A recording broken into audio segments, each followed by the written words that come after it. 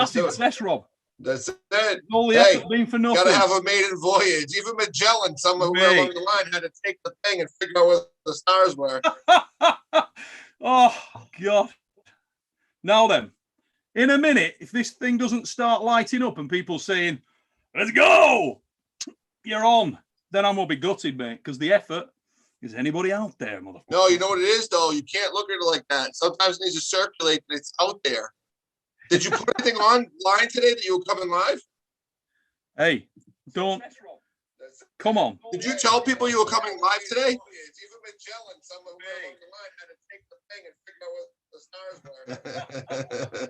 Oh, God. See if I can mute this puppy. Now then, I gotta try and keep my eye on this on the box here and see if we've got hey, we got some people in. Fine, yes, there we go. And they didn't know you were coming on, Rob. Did you let people know you were coming on though? I tried my best. Guys, how you doing? The first ever live feed. And mate, anybody out there that's watching this, for people that know me, you will know Rob knows me, that we are the worst. Hey, Joe Woodland, mate, you've come flinging in with a $5 super chat. What's up yourself, Mother Fluffer?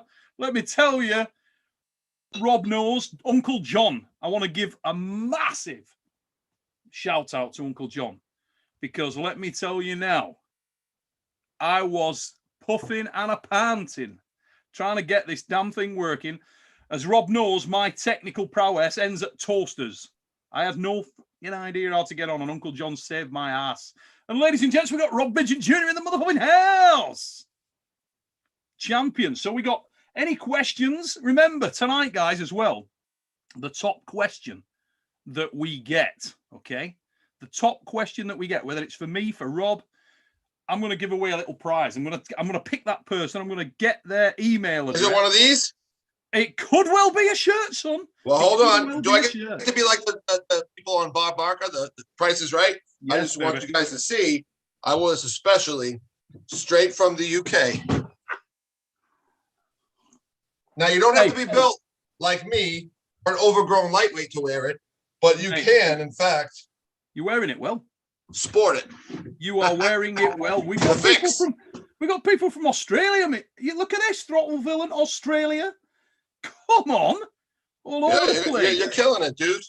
I'll tell you what, I was amazed. So let's give them what they want. What did they come to see? Did they come to see the banter, the shit show, the hard questions, the hard knocks? What are we doing? I'm expecting there's going to be some good stuff on here, Rob. I'm expecting. I've got some good stuff for you tonight.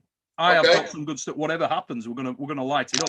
But we want to see the questions coming from these guys. Wait for a few people to get in. When everybody says they can see how many people, how the friggin' hell do you know how many people you got in here? Usually somewhere on the bottom of your screen, it'll tell you like the counter. I'll tell you, history in the making, guys. Listen, you and me are on the same timeline. We're about a week off of learning this stuff. This is all like hieroglyphic to me. I just say, point me in the direction and let me just ramble, and I'll fucking figure it out. If I can ramble, that's my safe space. Tell me that I gotta save, calculate, do whatever. No. You're getting some love on the shirt here, Rob. That's the fix? Wait, shirt, take a look at it. It's a sexy shirt, and I will tell you this. The one thing I've been telling people for a long time is make a shirt that's wearable. Now, don't be a cheap motherfucker when you're making a shirt. Wear something that's like athletic that you want to wear. So like an Under Armour type thing, like breathe, like stretchy. Okay, check this shit out. I love it. I didn't wear it by accident. I wore it with a purpose. That's a smoking shirt, right? Mate, breathable fabric. You can go cow tipping. Yeah, it's stretchy. Look, makes you look. I really only got like 16-inch arms, but this makes them look like 20. For everybody out there, you're probably thinking to yourself, well, Neil's always going to do stretchy shirts. Bet your ass. Anybody with back tits like mine, you need a stretchy garment. All this tight-fitting stuff. A little bit of length, a little bit of good. It's a sexy shirt, though. It really is. Aussie arm wrestlers just come flying in. Jake's in the house. Mates, I owe that lad a sit-down. You know what? Jake, he's slick. Ask him to get on there. I told him I did a little show with him, and the banter with him and I was very much like me and you. I said, you should get more credit, more love. He's got a natural kind of charisma and love that I thought that you guys would hit it off well, and him and I hit it off really well, much like, he should get more recognition and love. I like that guy. Yeah, he's a good dude. Jake's a good dude. He's a for sure. He's a little ball of energy. We love Jake. Yeah, he's good at what he does. Over there, doing a great job. Jake, we love you, mate. And if you haven't checked out Aussie Arm Wrestling, get over, show his channel some love, guys. But first of all, I want to say, everybody in the chat, thank you. You are lighting it up. I'm trying to keep an eye on everything here. We've had stuff coming in as well, Rob. Everybody wants to hear about you. It's tough, bro. And I'm gonna tell you what, I wasn't good at it. I saw comments going like this. I felt like a dick because I was like missing people's comments. I was trying to scroll back. I lost track of time. That's what my first live was 2 hours because I was like, what do I do?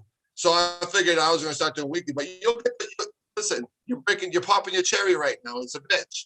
Oh, mate, for anybody out there that's watching this, and if it's an absolute train wreck, Troll Army in the house, Cobra Vavoda, Mutha Fluffaz.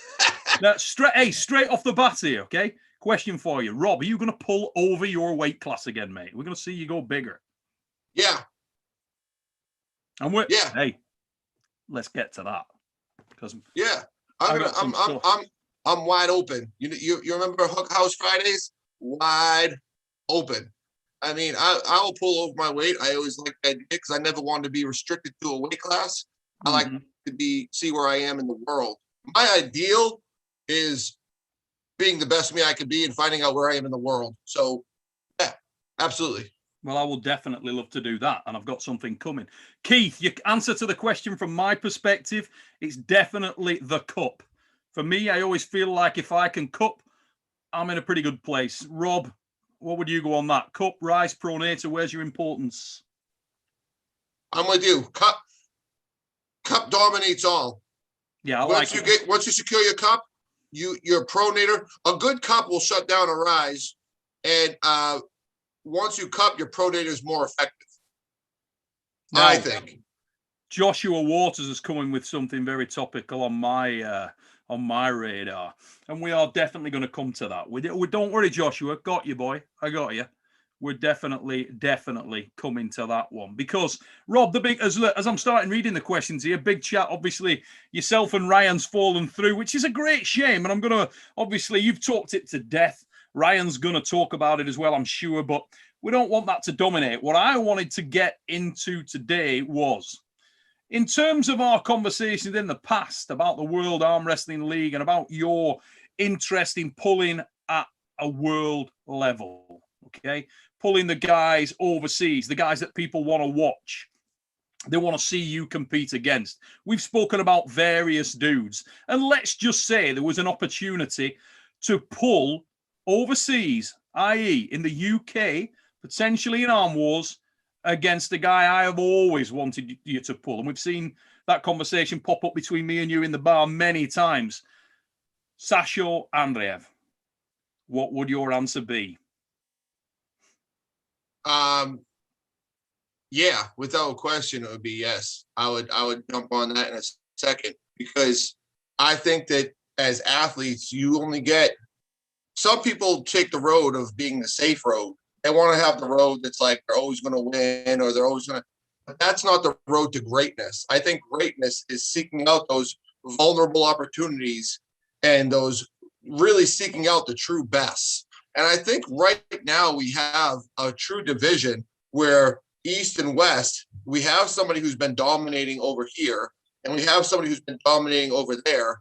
So this is a moment of greatness opportunity that I could stay doing good in Wall. I could stay doing good wherever, but will I ever truly get known as one of those super legends if I don't push out abroad? Mm-hmm. So Sasho seems to be the guy that's on top of it all.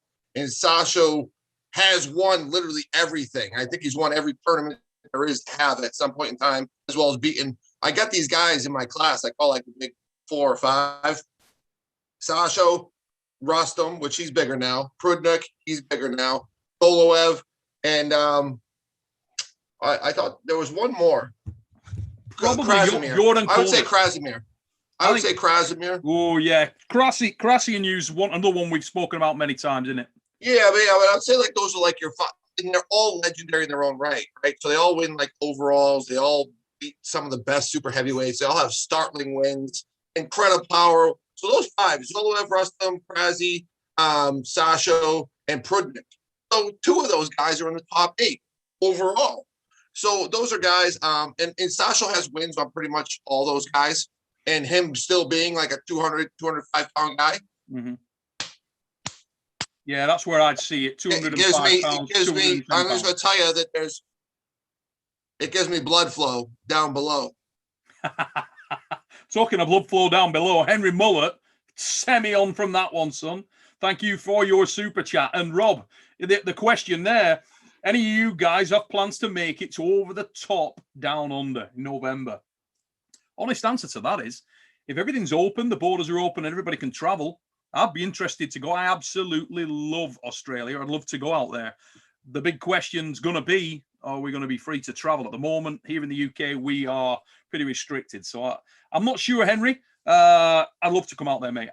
As soon as I get the opportunity to get over to Oz to arm wrestle, to get involved with stuff over there, I would absolutely love to do that. A lot of lads I'd like to tie up with over there. And I know, obviously, Rob, Australia is something you've spoken about before, and I think you'd like to find out the caliber of these lads, wouldn't you?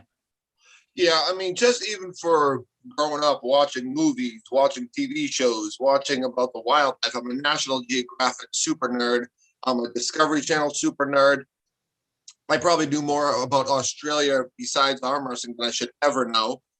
And it's always been on my bucket list pre-arm wrestling to just go to Australia anyways. So now that I'm doing this and there's an uprising in Australia, it just has so much more incentive for me to go there if there is anything going on there. So yeah, I mean, Australia's been on my bucket list, and I'm 40 years old, and God forbid I don't want to get there when I'm fucking 70. So yeah, if it's feasible, interest is peaked. Yeah.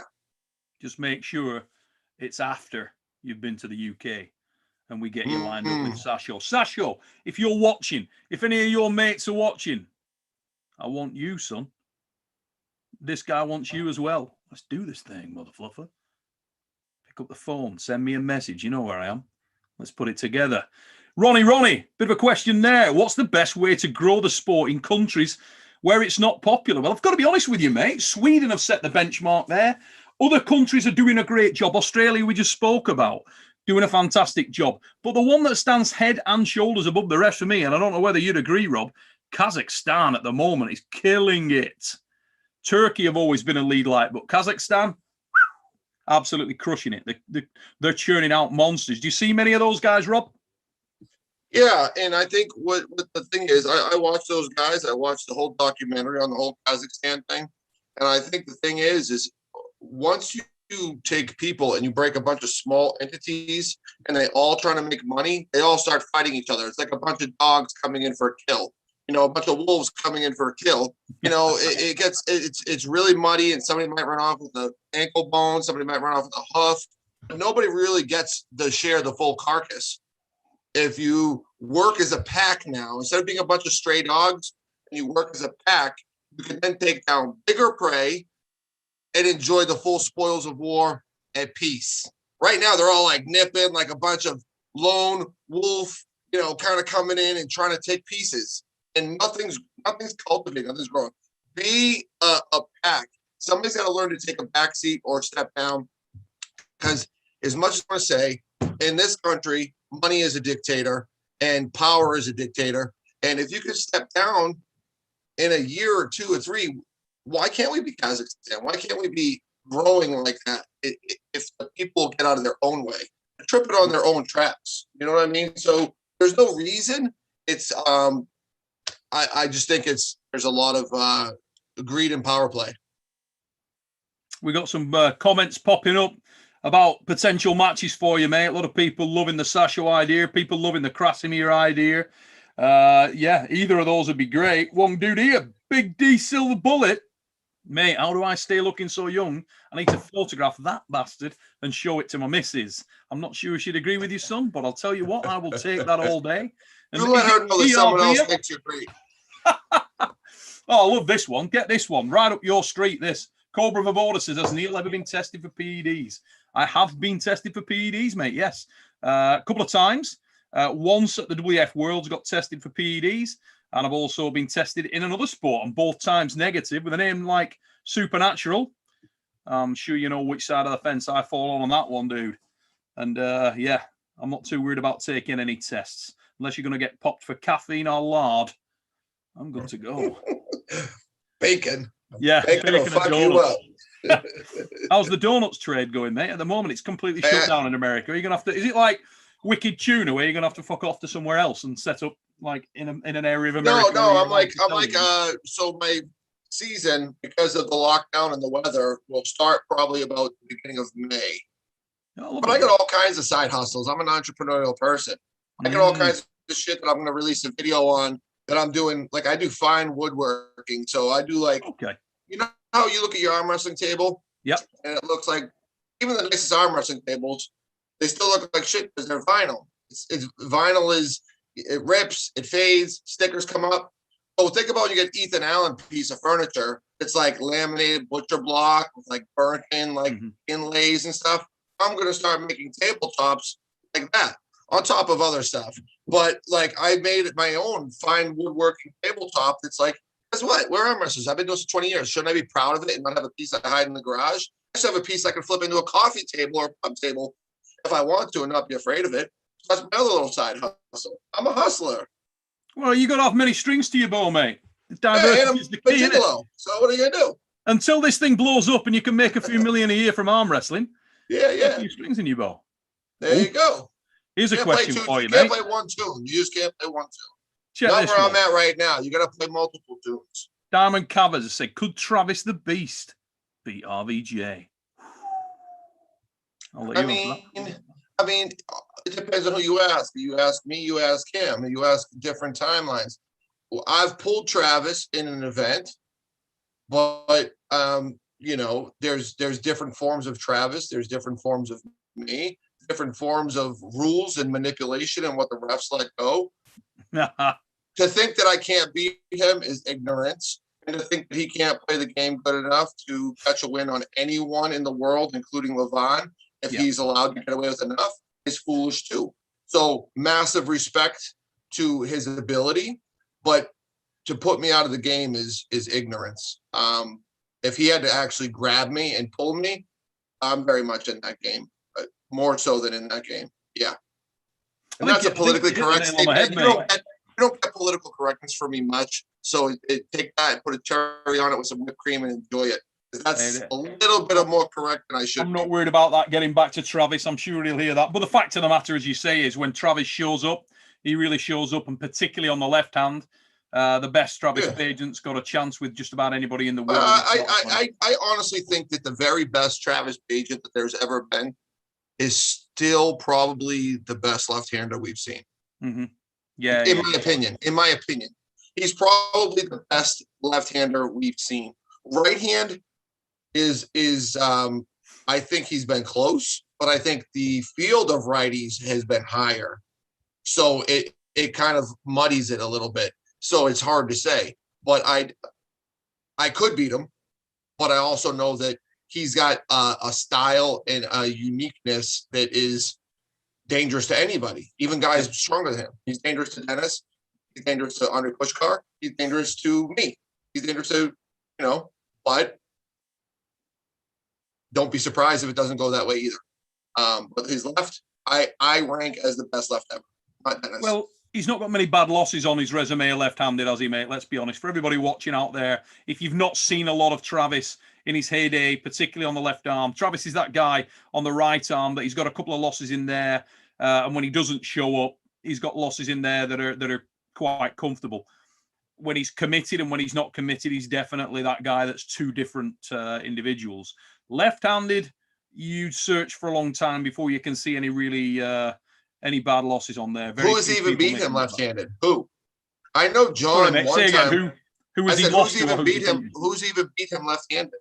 Very, very few. I mean, he's had like the sporadic losses. He took a loss at the top of the MGM to Devon. Outside of that, really. And that was, in my opinion, a one-off result. Who I also put up there on the all-time list. I also put him like right up there, maybe be right behind Travis, and like him, Travis, Dennis, Oleg, somewhere they're in the mix of like the top left-handers of all time. Mm-hmm. You know, so taking a loss to another guy on the list of that like 4 is really not that shameful, because Devon is way up there, left-handed, really sure. Solid. Yeah, I think, from my opinion, Devon had his moments where he was good. I think around 2011, 2012-ish was probably the best of him on the left arm. I don't necessarily put Devon as the where do you put in the top where do you 5 put the lefties. 280-pound Devon who pulled Wagner? He looked solid, didn't he? That's different caliber, man. That's a different dude. Like, you get somebody that's like, you know, now about 30 pounds heavier, and he's posing with Wagner, who's a multiple, like a WAF, world level, world known, world respected guy. I mean, that has to be considered. Hey, some questions in here. We got a few comments as well. The Stud Baker in there. RVJ versus Engin would be legit. Engin bigger now, isn't he? Engin's for real. What is he Engin at the moment? Like 93 kilos. And he looked rock strong over in Turkey at the super matches. That'd be a resume booster, wouldn't it? You know what I saw? I watched a lot of Engin's old videos. Mm-hmm. He doesn't know how to fuck with someone whose hand is stronger than his. Yeah. I saw him a few times, like when he pulled Cobra, and I think it was Vuriel Dobrin. He likes to dump under. Like, his hand is so strong, but as he climbs weight classes, he gets bigger skeletons, bigger hands, stronger people. And I've seen him a few times when he goes to bang sideways, they'll want to dump. And let me tell you something. I am a fucking barracuda if somebody dumps on me. I will snatch that shit up and make them suffer. Suffer. Henry, another question there. Neil, will you ever compete again? I don't know, mate. Quite possibly. I think if I was to ever compete again, it would probably be if my boys got into the sport. They wanted to arm wrestle. Then I'd probably look at coming back. I don't think I'm ever gonna come back in and pursue the sport hard, really go after it. Just because I think I've had my time doing that. I'm very appreciative of the amount of time and effort that it takes to get to the top of the game. And at this point in time, I've got a massive amount of commitments. So I'm doing a lot of other things. Promoting the sport's the big thing for me at the moment, has been for quite a while. But all my focus outside of doing that goes into my sons and their sporting endeavors. So if they were to come into arm wrestling and want to do it again, then you probably see me back at the table. I'll still compete. I'll still pull. I'll still pop up. But I don't train for arm wrestling anymore. So, it's very different from when you're focused on it. But I love it, mate. If there's an arm wrestling table in the room, I'll put my arm on there, Just might take a lot more ass kickings than I used to. But there's nothing wrong with that. What have we got here? Random admin. Engin looked way bigger on all the than he did on all the video. Yeah, he was ready for that match in Turkey. I must admit, I saw some stuff. Don't know whether you saw him on social media, Rob, the other day. His forearms look massive. Very ready. Yeah. I mean, I've been seeing the progression for a little bit now. So, I watched old Engin when he was in his prime, and I watched new Engin when he's in his new prime. So,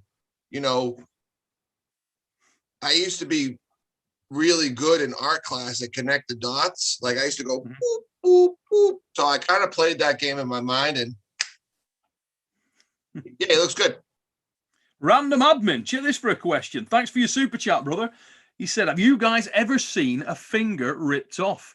Well, funny you should say that, Sam. I've seen somebody's little finger very badly damaged arm wrestling, broken and badly torn open. And I know that I've seen a number of guys suffer similar injuries where their hands have been ripped open. I've never seen a finger ripped clean off. That's one that I've not seen. But Giannis Allen suffered a pretty bad hand injury pulling Rhodes in WL. Yeah, that's what I was talking about. His thumb was like almost like, I heard that it was a super like bad injury, like really deep, like laceration from a fingernail. You can understand how strong these guys are and how hard they grab each other. And somebody like Cobra, who wants to do what I do, which is like really latch onto somebody, and somebody who might want to get away. I mean, I heard it was a pretty nasty little injury. I'm not one for guts and gore. My wife's a worked in ER and everything, so she saw all that shit. But I was like, she told me it was pretty nasty.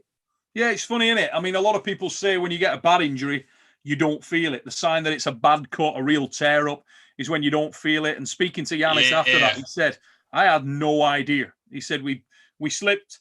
Basically, I was setting back up. I went to regrip again. And only when I looked down did I realize how bad the injury was. And it was really significant. Yeah. So that may be the worst injury I've seen. It was definitely up there. But as I say, I've seen there was a guy, what was he called? His last name was Reed. I think it was Marcus Reed. He used to pull in some of the novice competitions, and he went to slip out, got into a bit of a finger battle. As he regripped, the guy grabbed the two bottom fingers. The top one came out, and he stuck hold, had a lot of chalk on, stuck hold of that bottom finger and drove at him. And the same thing, the finger broke and cut open very badly. Not a dissimilar injury, different area of the hand, but that's about as bad as I've seen. Yeah. I mean, broken arms, just to be honest, broken arms are nasty because the way they break is it's a different break than falling off a trampoline or a ski jump. The way they break, people don't understand. It's like take a group of spaghetti, dry spaghetti, and snap it this way. It's clean. You can put it back together. Mm-hmm. Take it from the ends and twist it, and then watch what happens with that stuff. You know, it'll go pinging everywhere. So a spiral break is so much uglier, and the sound and the limpness that goes in the arm is something you never forget. But I mean, it's a sport. All sports suffer injuries. It's the game. But broken arm up close, feeling a broken. Have you ever been on the table? Someone broke their arm against you? Yeah, I mean, I've seen a lot of broken arms, mate. I know. You've been in almost all the big events. So yeah, and I've been attacked. I've actually broken 3 arms myself. I've been in matches where, and that's it's a weird feeling, right? Horrible. Yeah, so you feel pressure, mounting pressure. Like it feels like and it just goes like you're grabbing a pool noodle, like cotton. One really weird one happened. We had a guy that came to a training do. This fellow was a rugby player, and he was only getting into it. We were over in a place near Bolton, a town not far from where I live. This guy put his shoulder on and was in a safe-ish position, really. But it's just he started to drive. He got slightly outside his shoulder and bang, just blew. And he told us after, he said, oh, yeah, I was playing rugby yesterday and I took a really heavy hit on my arm. And he said, and I thought I'd hurt something, but didn't realize that I'd done that much damage. But I can only think there was a weakness in there. And literally, my arm never moved. I just held it in that position. I was just holding and really softening it out. I wasn't like stonewalling the guy. Just holding him there. And as he went to press, just arm didn't come with him. And the sound of that was just ridiculous. Like a dry wood in the forest. Dry twig, yeah. Broomstick, yeah. Nasty, mate. So, yeah, I hope I never see any more. I'd love it if I never saw any more broken arms, guys. Absolutely vile. Did Bishop lose lose a nail versus RVJ? I think he meant nail. Did he lose a nail versus you, mate? When he was pulling you? I'm not sure. I know that there was blood drawn somewhere, whether it was me or him. I'm not sure. But I know that we're both guys that like to, we're tactile. We like to work with our hands. We like to get a hold of somebody. And we were in the straps, and, I don't think that we never pulled out of the straps. It was always a strap match. And I know that we like to just get our hands on people. So whether it was me or him, I think I might have been bleeding, or I know there was blood in the match. But, I mean, when your adrenaline's pumping and the juices are flowing, you don't really feel much of it. It wasn't a big thing. It was only a surface scratch. I don't think he lost a nail. I didn't. And if I did, I mean, I wasn't missing it. So he's certainly hard as nails. He did lose a nail because he was out having a laugh with us after the match and didn't seem to be bothered by it. See you later, Nail. Yeah. You'll grow back. Yeah. See you later. Bye. I don't know. Yeah. I remember at the Worlds in Japan, and Ron Bath was over there, and there was some pretty serious damage done. He's had it. Ron Bath's been through the mill. Now and again in strength sports, you have a guy that just seems to pick up injuries, some big injuries. And Ron's a warrior. He's battled back through some nasty stuff. Come back strong now. What is he, Ron? 58, 59. He's pulling strong after what happened to him with Todd. And that is not his first rodeo. He'd been carved up and sewn back together again before that from Japan. So some warriors out there, guys. It's all strength sports. You get bitten by the iron snake, and arm wrestling's no different. You get damaged. You know what they say? What's your worst one, Rob? Injury? Without a doubt, when I tore my rotator cuff and I never had it fixed, I figured that like I was Wolverine and my shit would heal in like a month. And then it was like 6-7 years later, because I used to see people watch Wall and everything and think that I have no side pressure in some of my old my matches in that era, and think I have no side pressure, which is partly true, because you can't go sideways if your shoulders, it's like a linkage on a car. You could have 1,000 horsepower, but if you can't put it to the wheels because you got a blown out tranny or a blown out rear end, you can't put it to the wheels, right? You can't put it to the ground. You can't put that 1,000 horse. So I've got this linkage here that's been weak, and I just was refusing to go under the knife, refusing, because I'm a blue collar kid who grew up as a ghetto ass kid, and I didn't have insurance, and I was just like, I get what you call white coat syndrome. I don't like doctors. I don't like hospitals. I was like, I'll figure a way to heal it on my own. But it took longer than I thought. It took probably about 6, 7, maybe even 8 years. I don't know. And the coming across was nil. And, it became it really hindered my game. And then I built, problem is I built habits in my game that once I started strengthening up again, now I got to change those habits again. I got to change those body lines. I got to change that conditioning process. I got to learn how to use all that tightness and shoulder strength again. For me, like the arm wrestling is a linkage. There is no, people always say it's all hand and wrist. Oh, that's bullshit. I give the strongest hand and wrist to somebody, the strongest hand in the wrist of the world that ever walked this earth, to a guy with a shitty arm. Guess what? He's going to get pinned. Yeah. Well, to be fair, your arch nemesis, Todd Hutchens, has proved a lot of that, hasn't he, mate? Because Todd has gone around the world and pulled with his hand and wrist, busted back, still got that immoral amount of side pressure. First time I saw evidence of that was when he pulled against Marcio in the NAL event back in the day. And that was impressive as hell, because you get a guy like Marcio Barbosa who's that complete, that knowledgeable, that proficient technically at the table, and he's jumping all over you. And you can still hang on and drive through him on side, just on sheer joint and arm strength. Says a great deal about you. And obviously, we've seen what Todd's gone on to do. He was always one of the chosen few. Yeah, there's a linkage. It all matters. I think that it all doesn't tie in. That it all doesn't matter, make sense. It's your whole body is a unit. And when you're at this level, you're using your whole body as a unit. So for me, my worst injury was and the longest, the worst. It might not hurt the worst. It was just long and nagging. I feel it after practices, at tournaments. I feel the limitations. But yeah, when my shoulder got fucked up, and even still, when I still feel it, like I'll stop at practices or workouts if I feel it start to nag, and I'll go, I gotta give it a minute, because it's like I let it heal naturally. I didn't get it sewn back together. And whether that's a smart move or that's not me trying to be the best arm wrestler in the world move. That's me as a guy who doesn't want to go into the knife move and is not even looking at arm wrestling when I make that decision. You know what I mean? Was that decision based on you being worried about the operation's outcome, mate? No, I just don't. Honest to God, like, I do not like doctor's offices. I do not like visiting people in the hospital. When I used to, and it really was purely that. It wasn't going in there and then they may screw it up. Well, besides not liking the hospital, I'm not afraid of getting like operated on and cut open, because I'm like, it's weird, but I just won't. I just don't. I don't even take fucking ibuprofen when I'm like blown up. Like I'll hurt and Heather has to convince me to take ibuprofen. I'm like, here, I'll drink a 30 pack in a night, but I won't take an ibuprofen. Dude, I'm not saying I'm sane. I'm not saying that it makes sense. It doesn't have to make sense to anyone else. But it does in your head. Here in my mind, it makes sense. Fair enough, mate. And that's it. The only place that matters when you're the guy that's living it, right? when I'm living it and I'm the one in the shower with the demons and I'm sitting, I guess, the water running on me, I'm the guy that's got to be. No one else is talking me through the storm. I did. So yeah, I dealt with my shoulder injury was rough. It was rough, and it changed. And I'm ever evolving as that angle gets better, which is super nasty.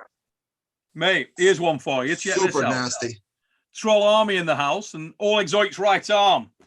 If you're in Eastern Europe, Oleg Joc's right arm. Who are the middleweights RBJ hasn't faced and he wants to pull? In Europe? Anywhere. Yeah, the big five. Krasimir, Rustam, Sasho. I'll tell you who I got a boner for. But so Krasimir, Rustam, Sasho. I got two guys I got a wicked boner for. Like my celebrity crushes. Zoloev, Rustam, Sasho, Prudnik. Prudnik's huge now. And I think Rustam's big now. And who's the other fucking guy? Well, it could have been that for it. But the other is it Irakli? Not Irakli. Yeah, I don't. But like the that much. two big ones I had, originally were like Rustam and Prudnik. Yeah. But they both like blew up and went up to top 8, which I'd still love to pull. But Prudnik's got real big. So it was Kostadinov, Krasi. Yeah. So Krasi, every one of these guys has multiple WOFs under their belts. They shook up the whole world with Zloty. Yeah. But as of recent, because of his dominance and his wins on pretty much everyone on this list, I would say I used to think Krasimir, but I do think that Krasimir's from Bulgaria, right, Neil? Yes. So yeah. I do think so. Sasho and Krasi are from Bulgaria. Mm-hmm. I do think that at this moment in time, now Krasi is a super legend, and no disrespect meant, but I think that right now, Sasho is big balls from Bulgaria. I do think he's the dude from Bulgaria. Am I correct? When I watch their training videos, know what? I think right now, I think that's an interesting one because when you're speaking to Krasimir, they always say styles make matches, you know, and I think Krasi is more confident with Sasho than he is with certain other styles. Speaking to Krasi the other month when, or a few weeks ago when we had him on the Deep Inside show, Krasi was saying that when he'd been training with these guys, training's not a match, but it gives you an indication, and obviously these guys are very versed with each other. He feels more comfortable pulling stylistically against someone like Sasho than he does against Bojidar. That's kind of style. So it's an interesting one. But I think... Or Jordan, or Jordan Konev. Well, I think he trained a massive amount with Jordan when Jordan was living with him, and it screwed him up a little bit, he was saying. It didn't do... Because... You know how it is when you're young and you can just pull all day, every day. And right. Krasi's not that guy anymore. He's got some miles on the clock, so he needs to sort of rest himself off. But I think the important thing from Krasimir is he's got aspiration. We have a standing joke.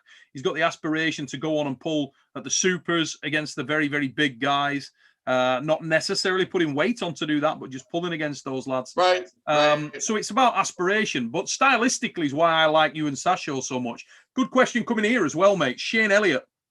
And he said, Neil, who wins, RVJ or Devon at £220? Just before I answer that, just noticed 267 people watching. Guys, thank you so much for tuning in and checking us out. Myself and Rob buzzing about that, guys. Thank you very much.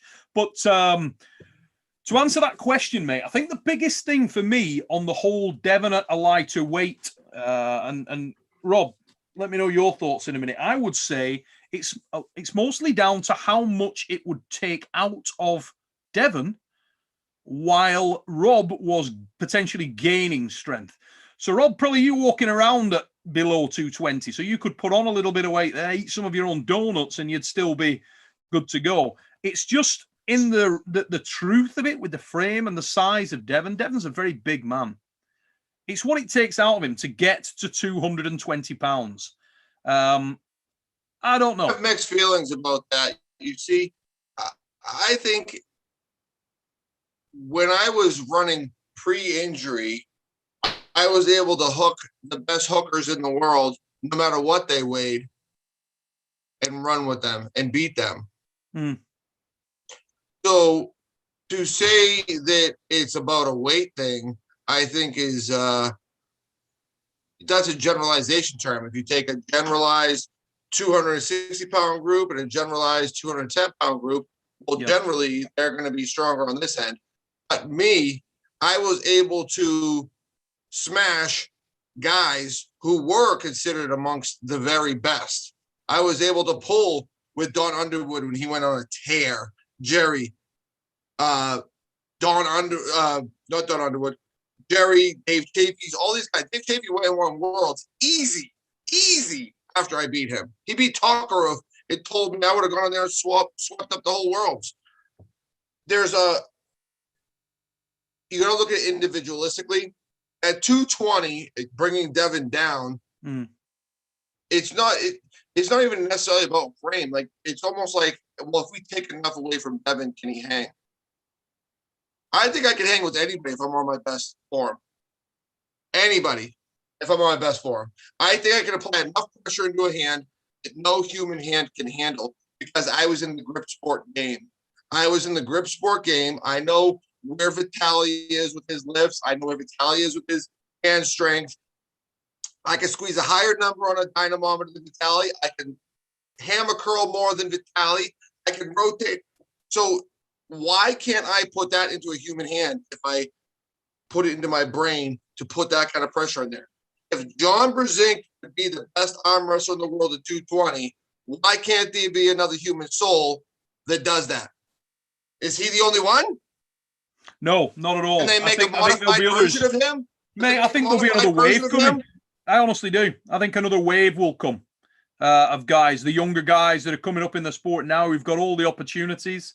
I honestly think we'll see guys getting better and better as time goes on. You know, why wouldn't we? Right, exactly. So if there can be a guy who's creeping at the crest of physicality and strength, he would take guys that were twice his size, just bang them in or just roll their hand. He could do it. And him and I have similar skeletons. I'm probably longer in the hands and thicker in different ways. Oh, if he can do it, why can't I? And you know, the interesting thing for me on that match for you, mate, would be if you're going over multiple rounds. Let's say it happened in wars and you were happening, that match took place over 6. I think endurance plays in a factor then. I think Devon's a very unique character in that obviously one of the big advantages he's got is he's a professional arm wrestler. So Devon has the opportunity to go out and train all day, every day. Hopefully you get to a situation where you're able to do that, Rob. Right. And the other guys are at the top of the game. But don't underestimate, guys, anybody in the chat or watching the show, what a huge advantage that is for anyone. If you can dedicate your time, even Ryan, you know, Ryan's had scorn and thunder poured on him now because of a few comments around PEDs and various other things.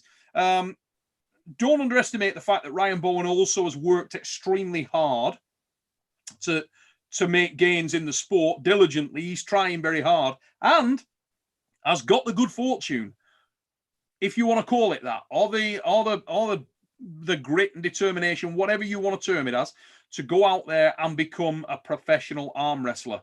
You got to take your hat off a little bit for that. But what I'm getting at, whether you love Ryan, hate Ryan, love Devon, hate Devon, there is a definite advantage if you're a professional arm wrestler and you can dedicate 100% of your time to the pursuit of arm wrestling. It's going to make a big difference. It really is. 100%. Yeah. And in terms of what that will give you back from an endurance perspective, that's a big thing. So for you to beat Devon, for me, you've got to be a lot, and this is in one-on-one super match competition, you'd have to be a measure stronger, because I think at the moment, those advantages, it's not a level playing field. And I mean that with the greatest of respect.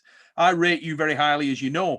But I think if you're in a situation where the guy is able to go and arm wrestle day after day after day, and you're getting a shot at arm wrestling sporadically. You gotta be coming in and not letting those other factors be the factor. Mm-hmm. And he's a guy that also he calls it gamesmanship. So I'll say I'll coin it that. the ability to play the game and the referees and get what he wants without you knowing he wants. And Evan is a wonderful player of the game. He's a chess player, and he will start the game months ahead, weeks ahead, and then he'll chase you down. But even when you're there, it acts like banter. He wants the banter. Because it's like when magicians want the fucking flames going in the air and the tigers jumping in the background. Because while they're doing that, they're taking out the key and unlocking their cuffs you thought they had no key for. You know what I'm saying? Yeah. So he's a master of distraction and everything. And I love Devon, but I understand that the risks in pulling him are beyond sheer arm wrestling capability, which he has a very high amount. And the problem is Devon has a very high level of arm wrestling capability. But then you add in some David Blaine, that's very difficult. It's very difficult. Do I think I'm out of the conversation in a match straight up with Devon? No. But like you said, he's career at this. He's professional. He's honed this game. And he's also, if he needs to, he could dig into a little bit of something that I know that he could play. And, you know, while he's talking to Parker, look at this guy's fucking wrist. And he's going, and then he goes, look at his fucking shoulders. And the next thing you know, he's all over him. And then he's got the perfect grip. And he goes, fuck it, just fire it. Because he feels everything you need to feel. You see? Yeah. There is a smoke and a mirror there a little bit. 100%. Ability-wise, my strength, my physicality, yes, I'm in that conversation every day. How it plays out as us as professional athletes, it depends on where we are as professional athletes at the time.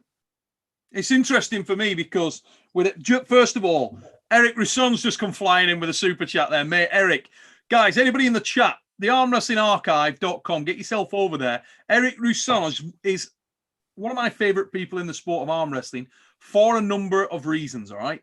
Not only is this guy incredibly humble and just a genuinely nice individual, his knowledge and endeavor in putting knowledge out there for everyone to dig back and to look at some of the most interesting characters that have ever put their elbow on a table. Eric Grusson is the man, and we all owe him a debt of gratitude there. I can't tip my hat enough. You know, that's my first professional match I ever had in my life. Was it Eric? My first arm wrestling match I ever had in my life. So unlike today's arm wrestlers, people who train, I call them solid dwellers, they'll train for like 2 years so they can feel good to go to an arm wrestling match. I just saw a flyer and I went to a tournament and I went to a Shark Tank. Bill Sink's event. It's a huge fucking event at the Addison County Fair. And I looked around the room and it was all people wearing like World's jackets, Nationals jackets. And I was like, fuck me. I would have drove home if I didn't drive 3 hours to get there. I felt like a fucking dork. And I saw a guy that looked like he was about my weight class. He had nice thick forearms and good skeleton. I was like, oh, I don't know if I want to pull him. And I never saw an arm wrestling table in my life. Not I went to a practice once or twice. Never saw one in my life. My first arm wrestling match ever. Rob Vigeant versus Eric Grusson. And the motherfucker beat me. And I wanted to die. I wanted to fucking die. I went up there with my girlfriend to show her how strong I was. And I got dusted on my first match. And I wanted to kill myself.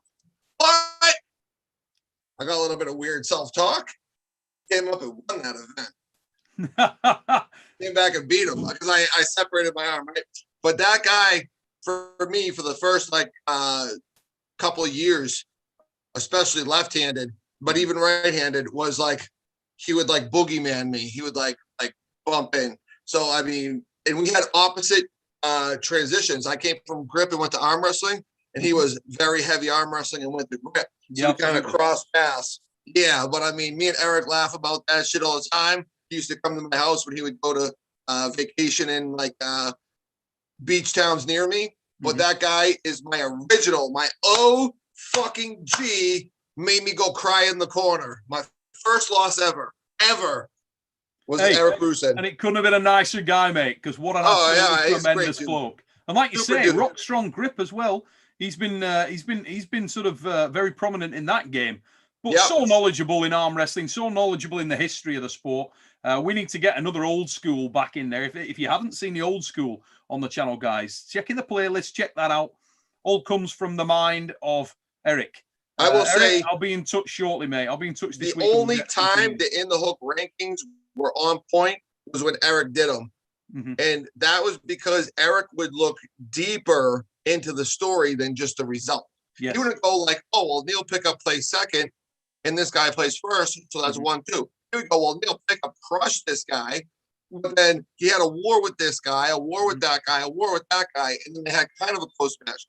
He would kind of like dissect things a little bit and draw his own math, which always seemed to equate. Everyone else is so quick to take the easy route and just make a result-driven thing. And people like result-driven when they're not included, because you take that same person and cast the same light on them and go, hey, well, remember that time? They go, oh, well, I just practiced and I just ate meatloaf and I just had a fucking runny shit. Well, guess what? You're held by same court, same jury, same rules. And he was a guy that did the rankings the best. It allows for his story. It's so beneficial for him to do that, because that allows him to sort of embellish a story, to build it up and to feed back to people. So it's awesome that Eric took the time and has taken the time to do that, because I could go out for a beer with Eric and listen to that guy all night, mate. Because he's a mine of information, and what a job he's done with the Arm Wrestling Archive. Love you, Eric. Brilliant, mate. 100%. Yep. Hey, we just had another super chat come flying in as well. Let's have a look at this. Arm Wrestling Connection, and all he's put, may my hands and wrists be blessed. We'll talk to this guy. I'll tell you all about how to achieve that, mate. Because I think that gets underrated, Rob, to be honest. Your hands and wrists. We've talked about this before, and we probably disagree a bit on it, but I think you put your arm right up there as being your biggest strength. I've got it as your hand and wrist. Where do you sit on that now? Well, I mean, it is. But like I said, a lot of it falls back on how I've utilized it. So on that note, there was a point in time when I used to get hit up from Swedish rock climbers and Finnish rock climbers and people everywhere, because I put a video up that I was holding like a 50-pound weight, and I grabbed and I did a one-arm pull-up. Now I'm 200 pounds. I did a one-arm pull-up with 250 pounds, 50-pound weight in my hand. And guys hit me up like, what was your progression training? What did you do? And I'm like, dude, I started grabbing bars one day and I could pull up. And then as I would be able to pull up, it would get easier. I put weight in my hand. And there's been so many testimonies to this across the board. So when you talk about a guy who was the best hooker in the world, when I beat John Brzezinski in that fun little hook match, I would say that my arm was on par. I mean, it was good enough to beat all the other arms. And then, of course, it doesn't shine as much because you see an error there where I got beat through my arm, but that's because I had an injury, right? There was. And I won't, don't make excuses. You got to beat, you got your ass with. But there was a time that I was able to snatch up a guy who was able to beat everyone else in a hook comfortably, and he couldn't beat me. So, yeah, my hand and wrist is super dominating and super imposing. But to discount my arm on that level when I was able to do things that guys couldn't wrap their head around. Yeah. Like even now, I was able to do a curl challenge and just stand up with 131 pounds when no one's been even close. And Vitaly Letin was doing the same thing, but with a braced elbow. So where does it stand? I don't know. I mean, I just think that this is, my size and the natural strengths, but I think I have natural strength through that pain. I think they're all tied. Yeah, it's always that debate that you were coming back to earlier around which is the most important, the hand and wrist or the arm. We both went for cupping, and that probably shows where we really believe you've got to have that strength in the arm, you've got to have the power. But if you can neutralize your opponent at the same time, it gives you so much it starts there advantage in the match. Yeah. And let's be honest, when you get to the elite level of arm wrestling, everybody's strong. If you're not strong, you're not going to be there, guys. Let me tell you something about the WAL. This has not been as much a factor in the WAL. I think it'll be more of a factor in the PAL and the WAF, because as soon as people try to grab it, they go, let's count to 30 and go to the straps. Yeah. I've only had, out of all the rounds I could get in the WAL, so I've had 5 matches in the WAL Super Series. I've only had like 3 rounds of all those possible rounds where people actually tried to pull me outside the straps. That's it. As well. They all just wait to go to the straps or purposely slip. I think a lot of that's because you had that reputation, didn't you, for having the weakness. The acid weakness was always, RVJ, get him in the strap, you'll be okay. Yeah, yeah. But like Jordan gave it a run outside the straps twice. Mm-hmm. He gave it a run. And, that played how it played. but even I think Manistad tried it, and I think maybe Craig tried it, and I did crack his hand, and he bailed, and then we went in the straps. So maybe 4. But other guys, like they were known for their hand, they wouldn't even have it. So the point is this was almost nullified. I wasn't able to use it. So if I didn't have the arm to go with it, I'd have been up Schitt's Creek. Here's a good one for you, mate. Okay, we got a question from Diamond Covers, and he says, "Does RVJ believe he could pin Jerry in a mass Derby super match? Because yourself and Jerry have trained a lot, and you may or may not want to answer that question, mate, because I know you and Jerry are good mates. Jerry's an interesting character, isn't he? Because Jerry's that guy, like, got the bit of the Kevin Bongard about him, and when the money's on the table, the big money, he shows up, doesn't he? Right. Yeah, I mean, I got crazy respect for Jerry, and I love the guy. But I think even he will tell you that there are lanes that if we fall into, that I could absolutely pin him, and he would absolutely be vulnerable. As you know, I'll give him the nod. I think in his style and lane, I think he's stronger than everyone else in the world in that lane. Yeah. In that spot, I don't think there's anyone. Jerry is a very unique individual, but I do believe he will give me the nod after training with me and pulling with me and dealing with me to say that, of course, if the match was fired and I was firing all cylinders and I caught him in a spot and threw my tricep behind it with his hand cracked, I'd be surprised if he said otherwise. I'm not sitting here making a prediction on a match, but it's not unfeasible. Yeah, I would agree. Anybody. John Stone. Here we go. Neil, why do you ignore me? Ask him about WAF, please. Don't tell me about money and testing. John, I did not ignore you, brother. I just have not seen your comment. And there you go. So your question is, ask Rob about WAF, World Arm Wrestling Federation. You covered that off a little bit earlier, didn't you, mate, in some respects, in terms of the guys you want to arm wrestle. But, yeah, talk to me about World Arm Wrestling Federation, mate. You know, I've always been looking for a reason to go there, and I've wanted to, but I always try to, I know it's a week-long commitment, and I've always tried to suggest to the powers that be, I was like, if you want to get the biggest attendance you ever had, put the money aside. If you ever want to have the biggest attendance you ever had, put it in a vacation destination. Then people will go just to go, even if they get their ass whipped. Like every year in Vegas. Put the world on Aruba. Put the world on a Norwegian cruise ship or on a fucking Caribbean Cruise Lines cruise ship or, you know, Turks and Caicos or whatever. Do whatever you want to do. Hawaii. Do worlds in Hawaii and see how many people show up. I'll show up. I don't care. But as soon as I started like getting locations, now listen, it's not trying to be rude to other countries, but you know, Kazakhstan is not a tourist country. Like, what am I gonna do when I'm not arm wrestling?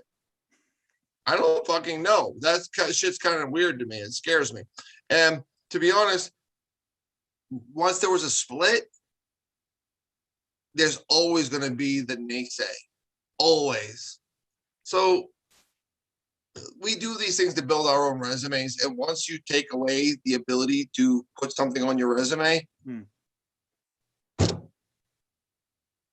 the world had done me wrong. Well, you're hunting that resume boost, aren't you now? And if we get somebody like Sasha lined up, just saying. Well, yeah. Listen, you know. Sasha is, when I go to sleep at night, like me and the pig, we have a conversation. And, you know, he oinks at me and I say, Sasha's my legacy match. That's the one that's going to make me or break me. It won't break me and I won't break him because nothing's going to take away what he did before me and nothing's going to take away what I did before him. But it's like when Hagler met Leonard. Yeah. I'm a boxing aficionado. When those two met, after the match, there were guys that said Hagler won that match. There were guys that said... Yeah, regardless of what the judges said, everybody had their opinion on it. You know, at the end of the day, there's still two of the very, very, very, very greats. And then you get guys in there who weren't even in that conversation, like Duran or Hearns, Tommy Hearns.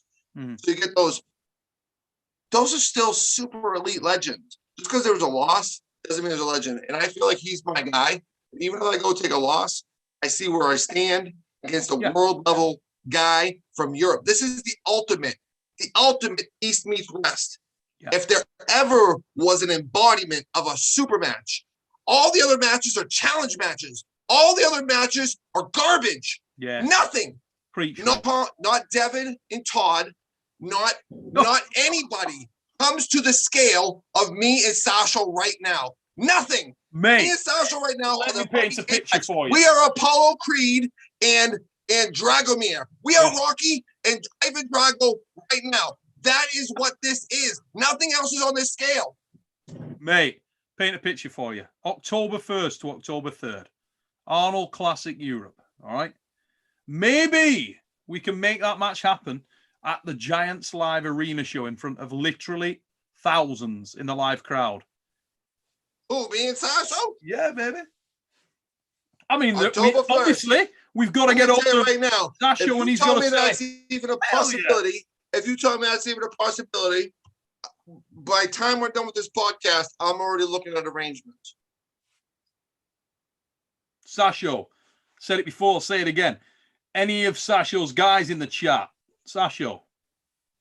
Yeah, baby. That is the Rocky of Ivan Drago. The match. That is it. It's the match. Nothing else blends East and West like that. They tried to go with Michael and Levon, but it doesn't have the sexiness of like the unknown.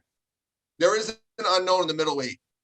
Mate, joking aside, I absolutely love it. I love that. Aussie Tanks, Neil, who does your hair. Unfortunately, I do my hair, mate. That's why it's patchy as balls and I look terrible. But COVID-19, mate, a man's got to do what a man's got to do. And Babyliss Ball is a wonderful purchase. Done it. There it is. But I only have one cut. I've not got any ability. So it's just basically, I just do this one cut where you just set it and away you go. Number one all over. Set it and forget it. Who's done yours, mate? It's Heather, a bit of a hairdresser. She's somewhat sorted there. You look pretty swish. You know, I guess it's the lighting. I've just seen in person. It's kind of slick right now, but the lighting's making me look more fucked up than it is. You know, now let's have a look at some of these comments. We're going to go back and check out any we've missed here. See if there's any gems. Let's have a look. I love it. Here we go. Timmy Turner. Hagler won that. Yeah. I had Leonard, mate. I had Leonard in that fight, but here we go. Uncle John versus Neil Pickup, left hand, almost finisher from Mazel. Yeah, hey, I hear John's got a good left, hasn't he? I'm told. Ask Rob about Michael's world-class pronation riser, Neil. I'll probably leave that one. I think he's done enough of that on his own channel, hasn't he? Here we go. Have you ever pulled with Richard Lupkus or Dennis? I don't think you've pulled Dennis, have you? But have you ever pulled Rick Lupkus?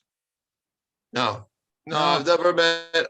Only time I ever met Rich was when I was, I think it was at Arm Wars. Was it Arm? No, was it? High Rollers. Well, okay, so I met him at High Rollers, but I didn't actually meet him. He was kind of like, he like scuttled in and scuttled out. I didn't really meet him there, and I was super weird there, right? I had anxiety and fucking weird shit going on. And then I met him at UAL. One of the ones with Robert Drank, where we were in Chicago. I think Marcio and him had a super match, and I think Marcio ended up beating him there. And so I pulled Brent Rockers. It was Frank Clark and Michael Vaz.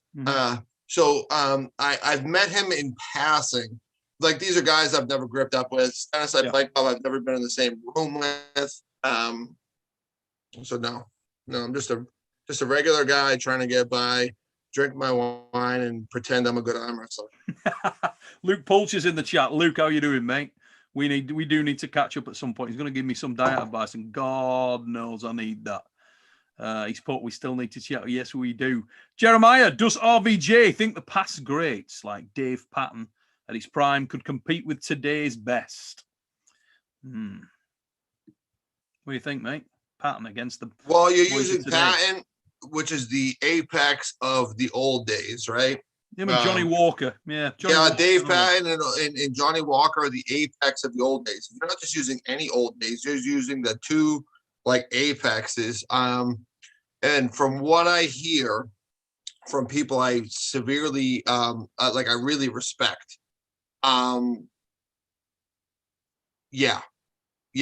But because I think that they're stylistically were a little different, but I do think that style could be adapted in a short amount of time. Their level of strength and physicality could not be adapted.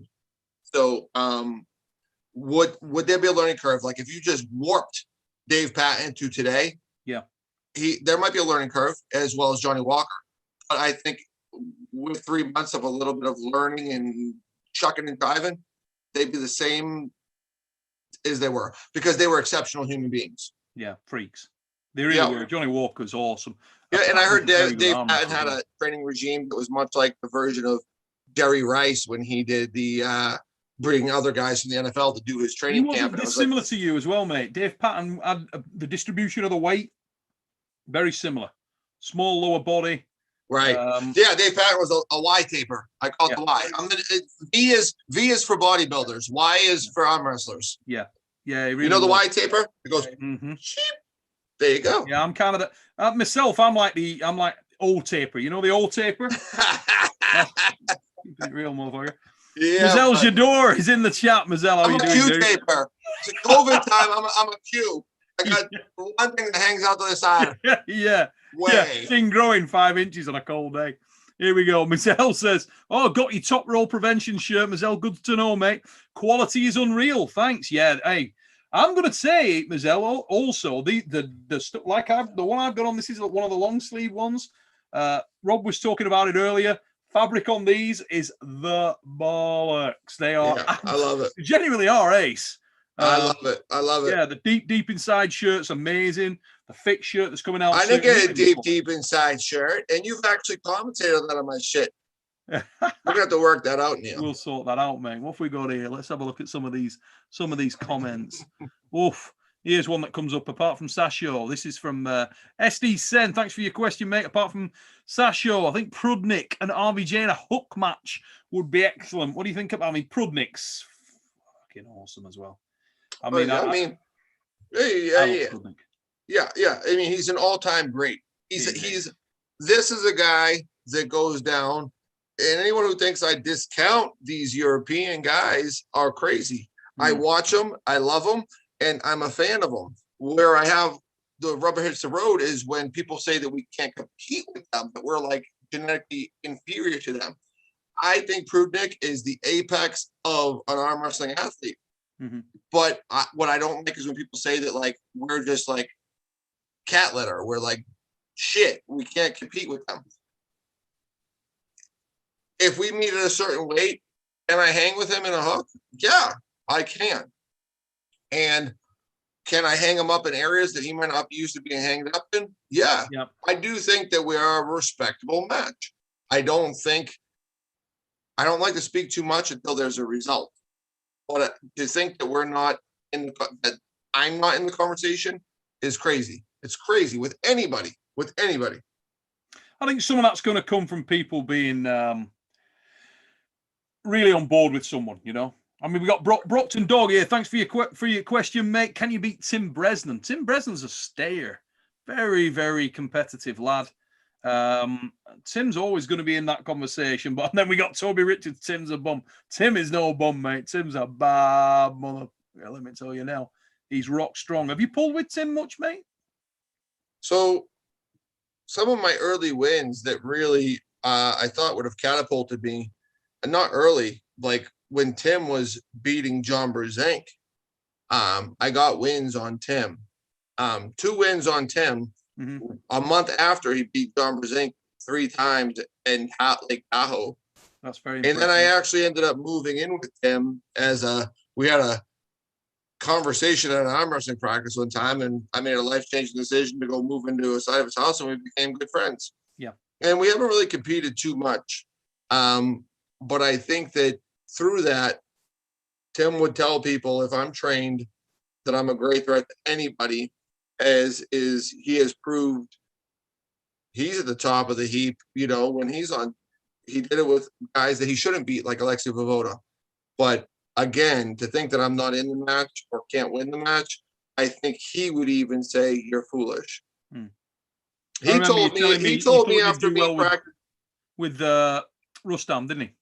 Yeah, he told me after he pulled Rustam, he felt even in casual trainings and the pressures that I put on that I was much stronger than Rustam. Which is, yeah, that's quite a tip off, isn't it? Tim Bresnan, rock strong and so experienced, you know. And he's another guy that doesn't have any bad losses on his resume. If you look at Tim, he's always been that guy that's always in the conversation. He's like one of the gatekeepers of excellence. You beat Tim Bresnan, you've beat a good man. End of. Well, look at who he's beat. Oh, I mean, he's had arguable matches with where there was some discrepancy about him beating Devon when Devon was on top. I mean, he's literally beat just about every top heavyweight. I mean, I don't like to say that the top eight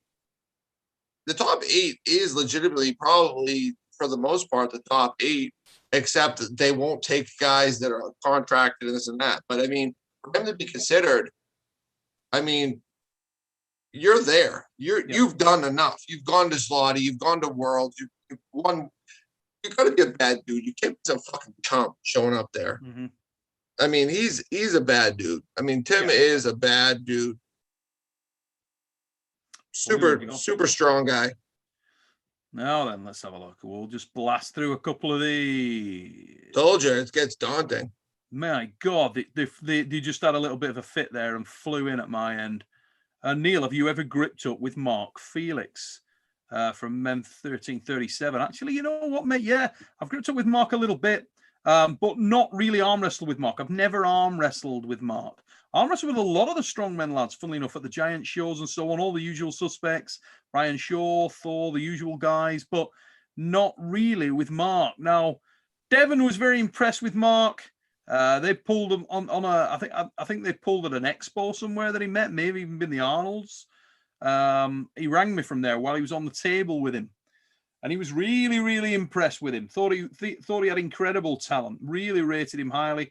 And Mark lives down the road, so literally he's right in my neck of the woods. So, yeah, he's timeless, he's ageless. If you ever see Mark walk away from Strongman, you never know what will come up. I like this question from Jared. Thanks for your question, mate. 5 best from North America versus the 5 best from Europe. Who is your best picks, guys? Now, you can answer that a lot of ways if you were picking it across weight classes. So if you picked your best European at around the sort of 165 pound mark, 187, 98s, 220s, and super against Europeans, let's think about that. I mean, you'd have to say 65s right now. Makarov's probably right there. Although I do love Talgat. I love Talgat. I think Talgat's a surprise package for anyone. But yeah, Makarov's probably the man in and around that weight class when he comes in ready. From North America, the very best at 165. Who would you say is the man? 165 North America. He makes the weight. Well, there's always the question of if Tony Kotowski with enough prep could get down there. Because I think his musculature would surprise a lot of people. Yeah. But also, I know we hate to talk about it. We all hate to talk about it. But Crazy George has a way of humiliating. I knew you. I knew you.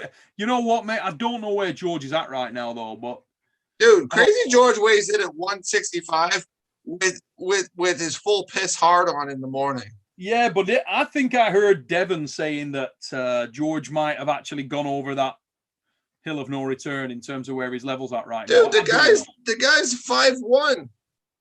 Well, I think he's also 71. Genuinely, how old is George? No. Listen, he's got to be mid-60s now, mate. Oh, he's in the 70s for sure. There you go. So all right. So who do we have? I would say at that weight, if I could get Tony to make the weight, he'd be the runner-up because his control, power, and musculature, I think, would be parred with Makarov if you're going to put Makarov if he's that light, if you're going to put Makarov in there, I'd have to have somebody with some not afraid to make it a power pull. Yeah. And Tony's extremely strong. I've got Makarov in that conversation. I've got to be honest. I think he's exceptional. I mean, there's weirdos. The North American lads in the lighter weight classes, I think there's some real struggles there. Not because they're not good arm wrestlers. I just think there's a cultural approach. There's a different approach from the Eastern European lads in most of those classes. For me, it gets more interesting. Apart from a few select guys, like if you move up to the sort of 198 class and up, it gets more interesting then. That's when it becomes, because you've got guys who I believe can hold their own, like yourself, like Todd, and then you get into the super heavyweights. I actually think that conversation is a lot closer than most people think. We had a question on the Presence of Greatness the other week about that, and I think because of the unusual aspects of the match, Michael Todd hangs with pretty much anyone. May very well be the man right now. Wish we'd have seen it. We're not going to do. But, definitely a conversation at that high level. Wait, let me ask a question. A lot of dudes too. Let me ask you a question. Are you a fan of the 80s? Yes. 80s movies? Yeah, I love them, mate. Did you ever see the movie Best of the Best with Eric Roberts? Well, I fucking love that movie. Okay. Where you got the dude I reached out. The guy who's in Footloose, Chris Penn, right? You watch Footloose, same shit's happened to me. You watch Footloose, Chris Penn's in good nick, but you see him in Best of the Best and he's like 500 pounds and got back tits. Okay, so Best of the Best, where the best from here meets the mythical 5 best guys. Yeah, the guy with the pack. Meets the mythical best from Korea, who was supposed to be, this guy was kicking bats in half. This guy was killing guys. They were killing people. So I reached out to Justin Bishop the other night and said, I'm going to pitch something if it ever comes up. And if he's in like that 185 mark, I said, how you feeling if we cross seas? And we did a true East meets West. The WAF garbage. Let's make it a true East meets West and something to put on our resume, something we can go down with, something we can go down on our shields with. Something we can put down. I'm like, what do you think? Because I like Justin Bishop at that like 180 mark because I really believe he's in the conversation worldwide. I really believe worldwide. I mean, you look at when Giannis was beating Shamayev. Giannis waxed Shamayev, but he couldn't stop. Shamayev was a world champ, right, from Kazakhstan. Yeah, he's rock star, and he couldn't stop Justin Bishop. Justin is in that conversation with anyone on the world level. So I looked at him and then I says, let's put together a 5-man team and do like Best of the Best, but like a remake of that. East meets West. Bam. And of course, I'm the fucking guy of my class because I'm not going to try to be left behind. Fuck anyone else who wants to slide in. But I think it's great. I think you have guys in the conversation, and you can't put us out of the conversation until we lose. I would love to see it, mate.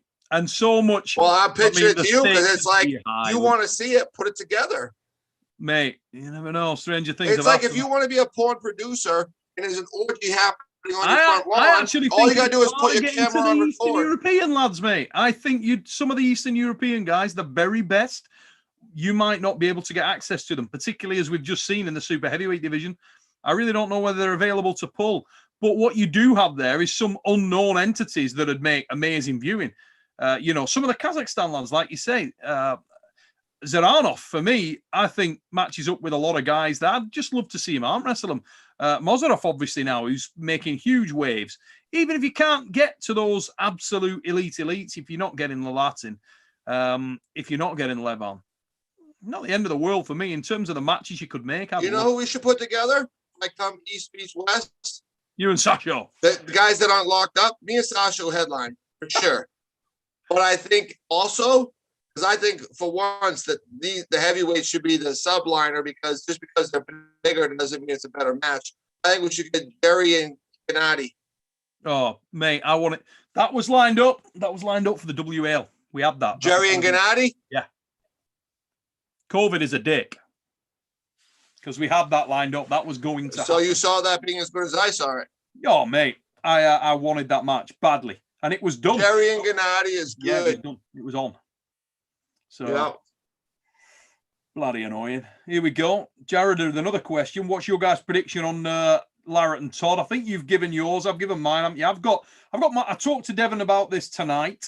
We were on the phone earlier tonight. I spoke to Mike, but not about this, but we have spoken about it. Look, where I see this is right now, Mike is in a rich vein of form, the richest vein of form that I probably ever seen him in, to be perfectly honest. I think he's in a great place mentally and physically.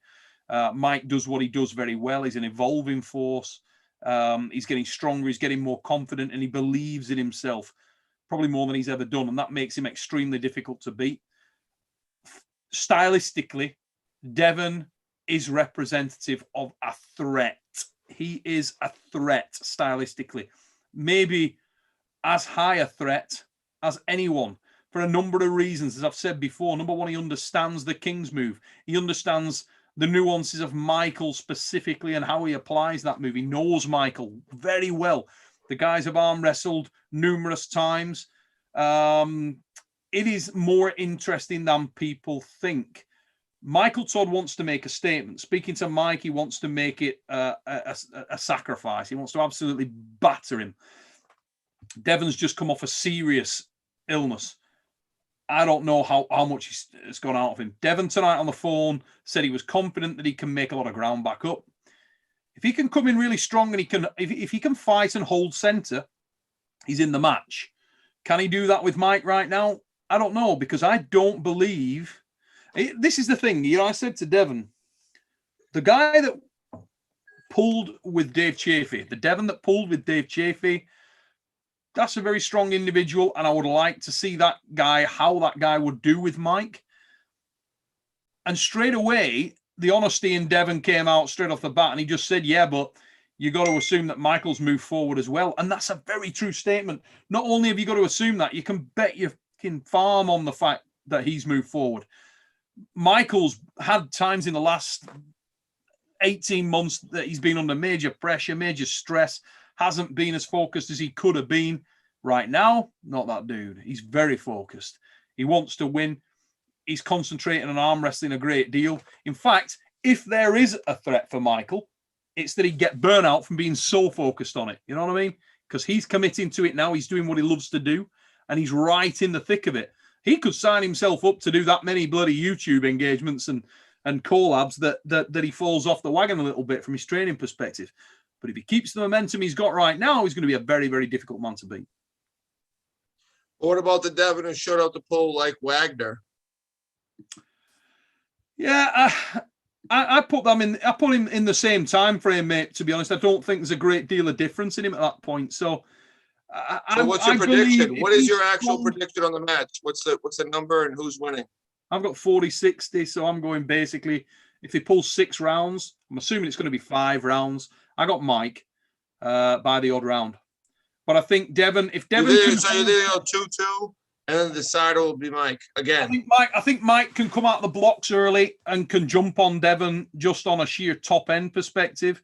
I think the amount of tools in the box, the weaponry that Devon has at his disposal, should allow him to get the brakes on at some point. And when he does get the brakes on, it's whether he can be close enough to center to be able to apply a lot of his upward rotation. If he can, and if he can gain height, hold center and gain height, he is in the match. Because of the fact that I don't think he'll make as many mistakes as he did last time, technically, he does represent a threat. But where Michael is right now and where Devon's been, it's hard to bet against Michael right now. If I'm in Devon's corner, I'd like that match to have happened in October. If I'm in Michael Todd's corner, I think this is great because Mike wanted the Levon match. I know how gutted he is that he didn't get that match, mate. He is gutted that he didn't get that match. He wanted it so bad, and for all the reasons in the world, I wish he got the match or will get the match. But don't underestimate the fact that he was prepped and ready to pull Levon Saganashvili, and I think it's a very, very strong Michael Todd in Dubai. I think he's going to be a right handful. And it's always good to have those outlooks and standpoints, and I have a little bit of a different standpoint, but That's what makes us. That's what makes sports betting. That's what makes fans, and you know, it is what it is. Give me your take, mate. How have you got it? I think it's going to be quite the opposite. I think it's going to be. You've got Devon, yeah. Yeah, because I think that Devon was long enough, strong enough, and smart enough, but I think he's more cerebral. He's got more options. Is what he's got. I don't think that Michael has a different option against a guy like exactly. Devon. I think he's going to fall the same spot. So all Devon has to do now is just focus on the next months on how do I destroy that if it comes to me. So Michael might not know what's getting thrown at him, but Devon absolutely knows what's coming his way. That's a big advantage. Close the strength gap, though. Yeah. I mean, let's not forget the last time they pulled was on a wall pad. It was 9 inches long. My money's on it's a 7-inch pad. You lose that 2 inch of drag space, you lose a lot of that pivoting and pulling back and away power. 2 inches is a big difference in this game. Huge difference. So part of it was the 7x7 pad for me. And it's also Devon's length and domineering, being able to come over on him. And I do think he's going to learn where his impatience ought to better him. If you go back and watch what John Brzezinski did, it's an old thing like Tony Robbins. I read Tony Robbins' books. You want to be a superstar? Do what other superstars do. Look, model them. John Brzezinski doesn't try to fight, doesn't try to pin. He lets him collapse himself and then waits. It's like an anaconda. An anaconda doesn't just kill something. It doesn't just squeeze the shit out of it. It waits for it to breathe. Squeeze a little more. Waits for it to freak out and breathe. Squeeze a little more. It doesn't need to go crazy. It already has you. He already has you in his clutches. I think that this part of it, this part of the realization, physically, he was there last time. And when he realizes that, now you take some of the mechanical pad dimensions away, so we can't get it as far back, and you put in some of the mechanicals. Is it on a 7x7, Rob? As far as I knew, I think I asked Devon, he thinks it's going to be a 7x7. It's not a wall tournament. Yeah, so that is a big difference. That makes a difference. Dimensions they're using. 2 inches is a big drag difference, bro. Well, I've seen that match, obviously, in Manchester. I know Michael's evolved a great deal, but the way I break the match down stylistically, nothing's changed from the days in Manchester. Everything's changed from the days in Manchester, but nothing's changed. You know what I mean? Both guys have evolved. Both guys have moved forward. But with every advance they've taken, and Michael's taken a lot, as he's got to be proud of that. Devon and Devon's knowledge of Michael has gone forward strides as well, and it's a balancing thing.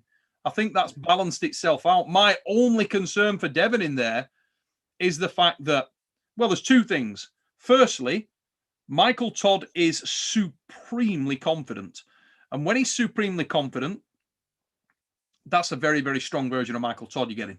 And he'll break his arm to win. You know, I don't know. But you know what the thing with that is?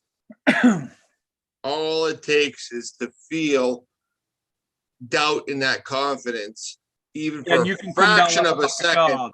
Even for a fraction of a second. Yes. And then it shatters. And then you start getting that insecure person for 6 rounds. Yeah. I've pulled guys who are gonna make me their prison bitch. And then as soon as they hit the wall, where'd the confidence go? But here's the flip side to that same coin, mate, right? If you're in a situation, if you're in a death match, you need to go places that you aren't used to going. You need to go into the darkness. Okay. Now, being where Devon's just been and having suffered in the way he has physically and mentally with the issues that he's just experienced, I don't know whether he's got time to get himself back into that environment. When you start getting dragged into absolute dogfights, it's going to be more than just your arm wrestling. And when you get dragged into that kind of environment, you've got to go very, very deep. And I cannot imagine that having gone through what Devon's just gone through, that he can possibly be in the place he's been. The Hunster's just fired him. Thanks for your super chat, mate. on Devon, his pancake diet and choose his victory. Super massive. Yeah, he's going for it, isn't he? He definitely is going for it. But that's the thing. Can he? It's not just about the weight. It's about the recovery of his body physically. I mean, I was watching something the other day and speaking to him where he'd been to the hospital and he still had some clots in him. That worries me for him. Yeah, you know what? That's only something that's Devon's journey. Like what goes on with him medically is his journey. But I do think that is part of what makes him an exceptional athlete is his ability to not crumble, not to forge on, to make the, his name is no limits, and he believes that. He embodies it. He believes that his sky is limitless. When he was chasing Brzezinski, when no one said he could do it, he did it. When he was doing things that no one said he could do, he did it. So to say that, like, I think that it's almost like one of those fear entities, like a demon that feed off of fear and say, like, you can't. Man, I know how I am. There is no stronger word in the world, no drug bigger than you can't. And I think Devon Larratt is the same. I think that if you sit there, as soon as you sit there and think that he didn't have to rally up for, when he got called out to go to wartime, and they were like, oh, how you feeling? Did you overtrain this week? Motherfucker, you're going to have people shooting at you. They're going to have people trying to kill you. Or how do you think, if we get you on this helicopter and make you drop, are you going to be paid? Do you want us to tape up that pinky? I think he's a guy that's made a career out of having to be adaptive. And people will call me fanboys, but this is what it is I'm recognizing another human being for exactly what they are. And I think the thing that makes Devon an exceptional human being is his ability to forge on all circumstances. And I do think that it's not going to be his worst case scenario. So if it's not, he's the dude. The mental side of things for me is not in question for Devon one bit. I think that you can see that optimized by the fact that he wanted the match, he pursued the match in the manner in which he did. He accepted the match at a time when, it's not the best for him. He has had a lot of issues. Says a lot about the guy, courage under fire, and I couldn't agree with you more in that respect. Mike's kind of a more interesting individual for me because some of Mike's fragility has been if he doubts himself at all. And I'm hoping that pressure doesn't sort of come the other way, because now it's all nicey-nicey, you know what I mean? But we all know that as that match draws a little closer, I suspect that Devon would probably start to amp it up, It's going to get exposed. It's going to start chipping away. He's going to start chipping away. And it's just whether Michael's confidence could or would be eroded by that. If Michael's confidence was eroded because he gets hit mentally hard, that's a different match again. So it's quite a fascinating scenario in that respect. And from my perspective, I love both these guys. I love them both. They're amazing. And I honestly hope that it is an absolute screamer. It's funny.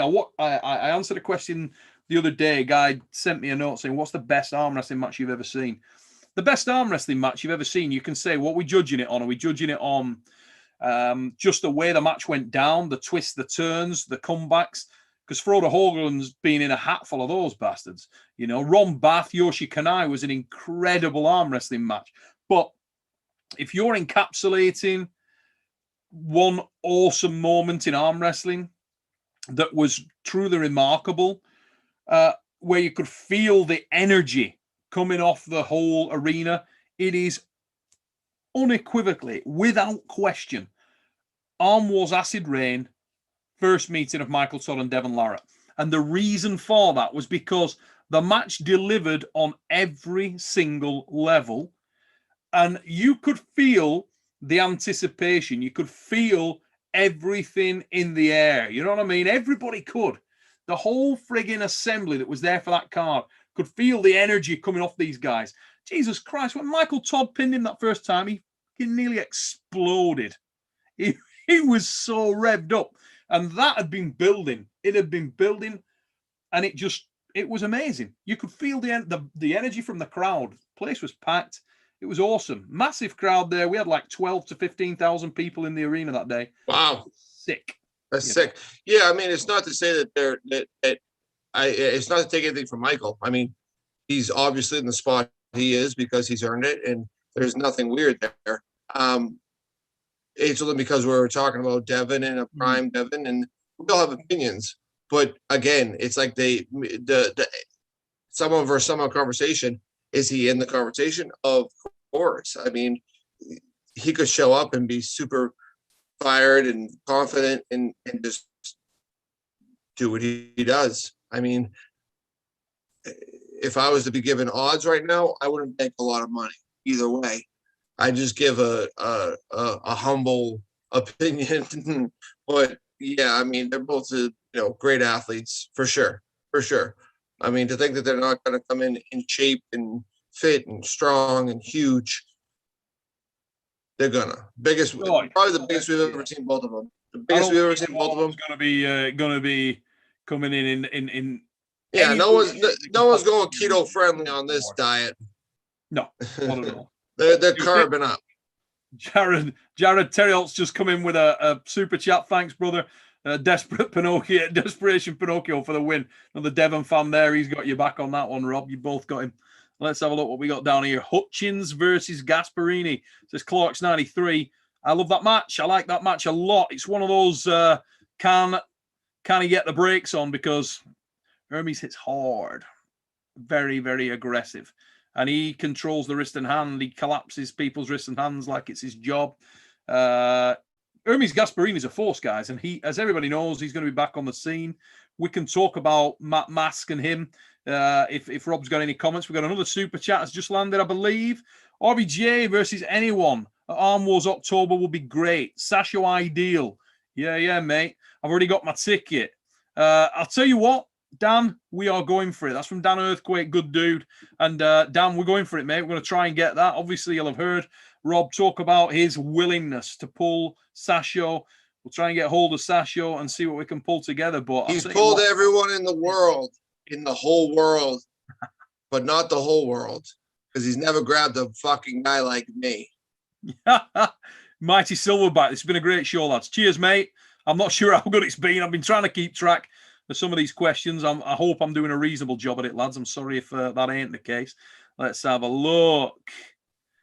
Let me dip off for 1 quick second. I got to take care of something. I'll be back in 2 minutes. Yeah, no worries, mate. I'll try and knock a couple of these off. RVJ versus Matt Mask. You know what? That's been talked about before.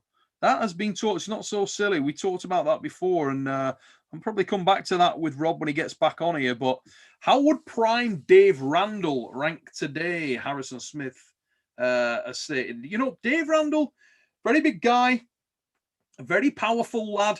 I'm going to say that he would be in the mix, but not a front runner.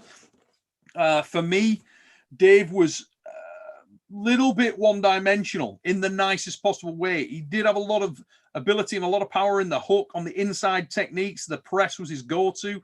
He could hook if it hit there. But when we've seen him in bigger tournaments, like I think it was the 95 at Yukon, he was about 8th place that day against a pretty raw field. And I think the top lads of today would be in the mix big time there as well. There were some killers in there. You had the likes of Goodridge, Cleve Dean, people of that ilk. So some killers, and Dave Randall was a beast. He would be in the mix. He'd be in the conversation. I'm not sure whether I would put him at the top of the conversation right now, Harrison. But yeah, Dave, very powerful lad. Very powerful lad. Another super chat just come in. Thank you very much. RVJ is the people's champion from Roger Cunningham. Just as he comes back. Look at that. Look at that. That's a slick shirt, dude. You worked the out of that there. That was good. You keep doing it, son. For a minute, I thought you were showing me a floppy dog, but I thought, nah. I need what you call, I gotta flip this camera sideways and get the long screen. Get it in, son. Here we go. Neil, are you commentating the Dubai event? I cannot possibly comment, mate. Could be. We'll see. Yeah, that's probably likely, brother. Probably likely. We're working on that. Let's have a look here. Upton Dog's got Devon. He said Devon will drain him. Let's have a see what. Now, while you were away, Rob, we talked about this from Solid Rock Razor Steel said RVJ versus Matt Mask. Now, I'll say him. We've talked about that before, mate, haven't we? And that was a match you weren't opposed to, were you? You quite fancied that. No, yeah, I feel good about it. I mean, it's not feel good, and it's like I'll just go run over Matt Mask. I have huge respect for his abilities and what he brings to the table. When I look at people, I look at where they attack, how they attack, what they're looking to do, and can they do that to me?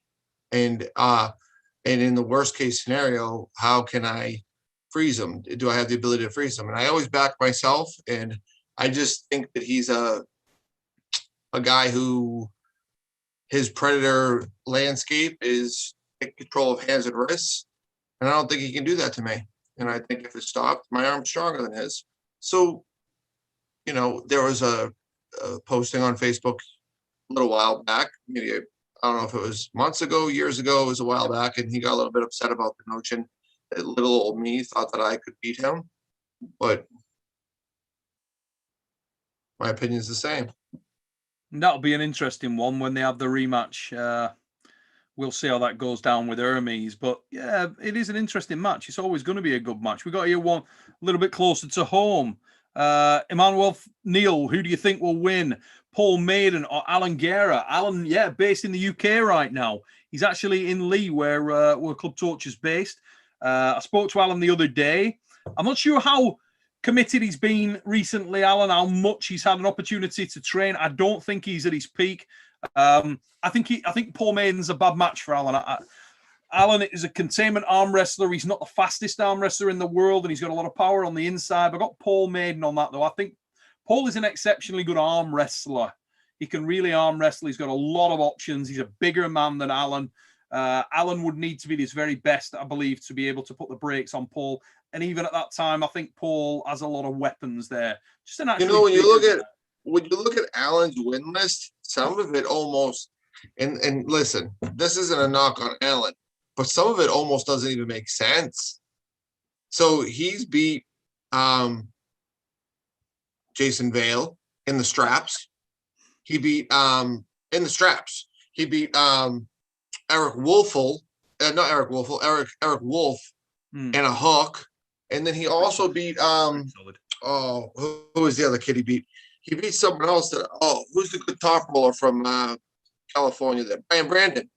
Yeah. Brian, another solid. These are guys all in the same tournament, all the same day. Yeah. You would think no way. Because I would think that Brian Brandon is at the apex of 200-pound class for top roll. Mm-hmm. Eric Wolf, the apex of hook in a 200-pound class. And Jason Bell, the apex of strap pulling in the whole world. Oh, man. He beat all of them in the same day. The straps. Wow. Yeah. He beat all of them in the same day. So I don't know if his focus is lost or whatever, but I mean, this guy has done that with he is that good. He really is. I'm not saying that Paul couldn't beat him, but what I'm saying is, for whatever reason, if he gets in his lane, do not underestimate him. Now we got an interesting super chat here. Southwest Arm Wrestler, thanks mate for your super chat, really appreciate it. And he's put, respect you both for making it to the top drug-free. In your opinion, who are the best drug-free arm wrestlers of all time? Now that is an interesting one, because you it's a very difficult call to make, guys, just purely and simply because, I mean, whatever your stance is on PEDs, how do you know who is and isn't really? I mean, there's always that guy that you might think, oh yeah, he's definitely juiced. Maybe not. You don't know. But I know guys. There are guys who play it really well and know how to maintain. There are guys who play it really well and know how to maintain too. Yep. I can only go based on maybe conversations I've had and stances that people have taken. So let's take me and you out of the equation, because we've reached the upper echelons and this is geared towards us. So if you and I didn't exist, I'd look and say Giannis. I believe Giannis is drug free. I believe Giannis is the top. Yeah. I believe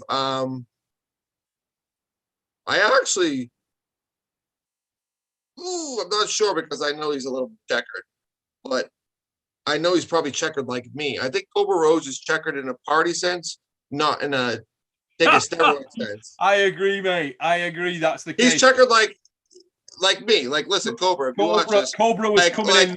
We could bang out some funny ass drugs, but it's not going to be testosterone. You know what I mean?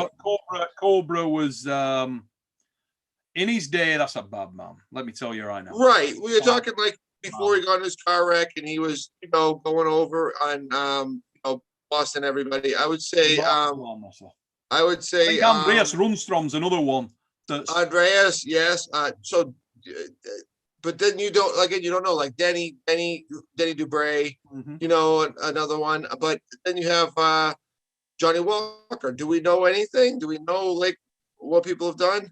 But no. Amazing athlete. As far as today's athletes, like so in Alan Fisher, who I think Alan Fisher won over the top. I think he did. I think he won over the top. But there's guys, but we don't really know what they've done. We can only speculate. So like in the heavyweight class, we've always had Tom Nelson. I used to call Tom Nelson the gatekeeper of heavyweight excellence because you had, like in North America, Travis, Marcio, Ron, John, whatever. The list goes on, doesn't it? But not much. It was really like Travis, Ron Bath, John Brzezinski, and Marcio were like your big four.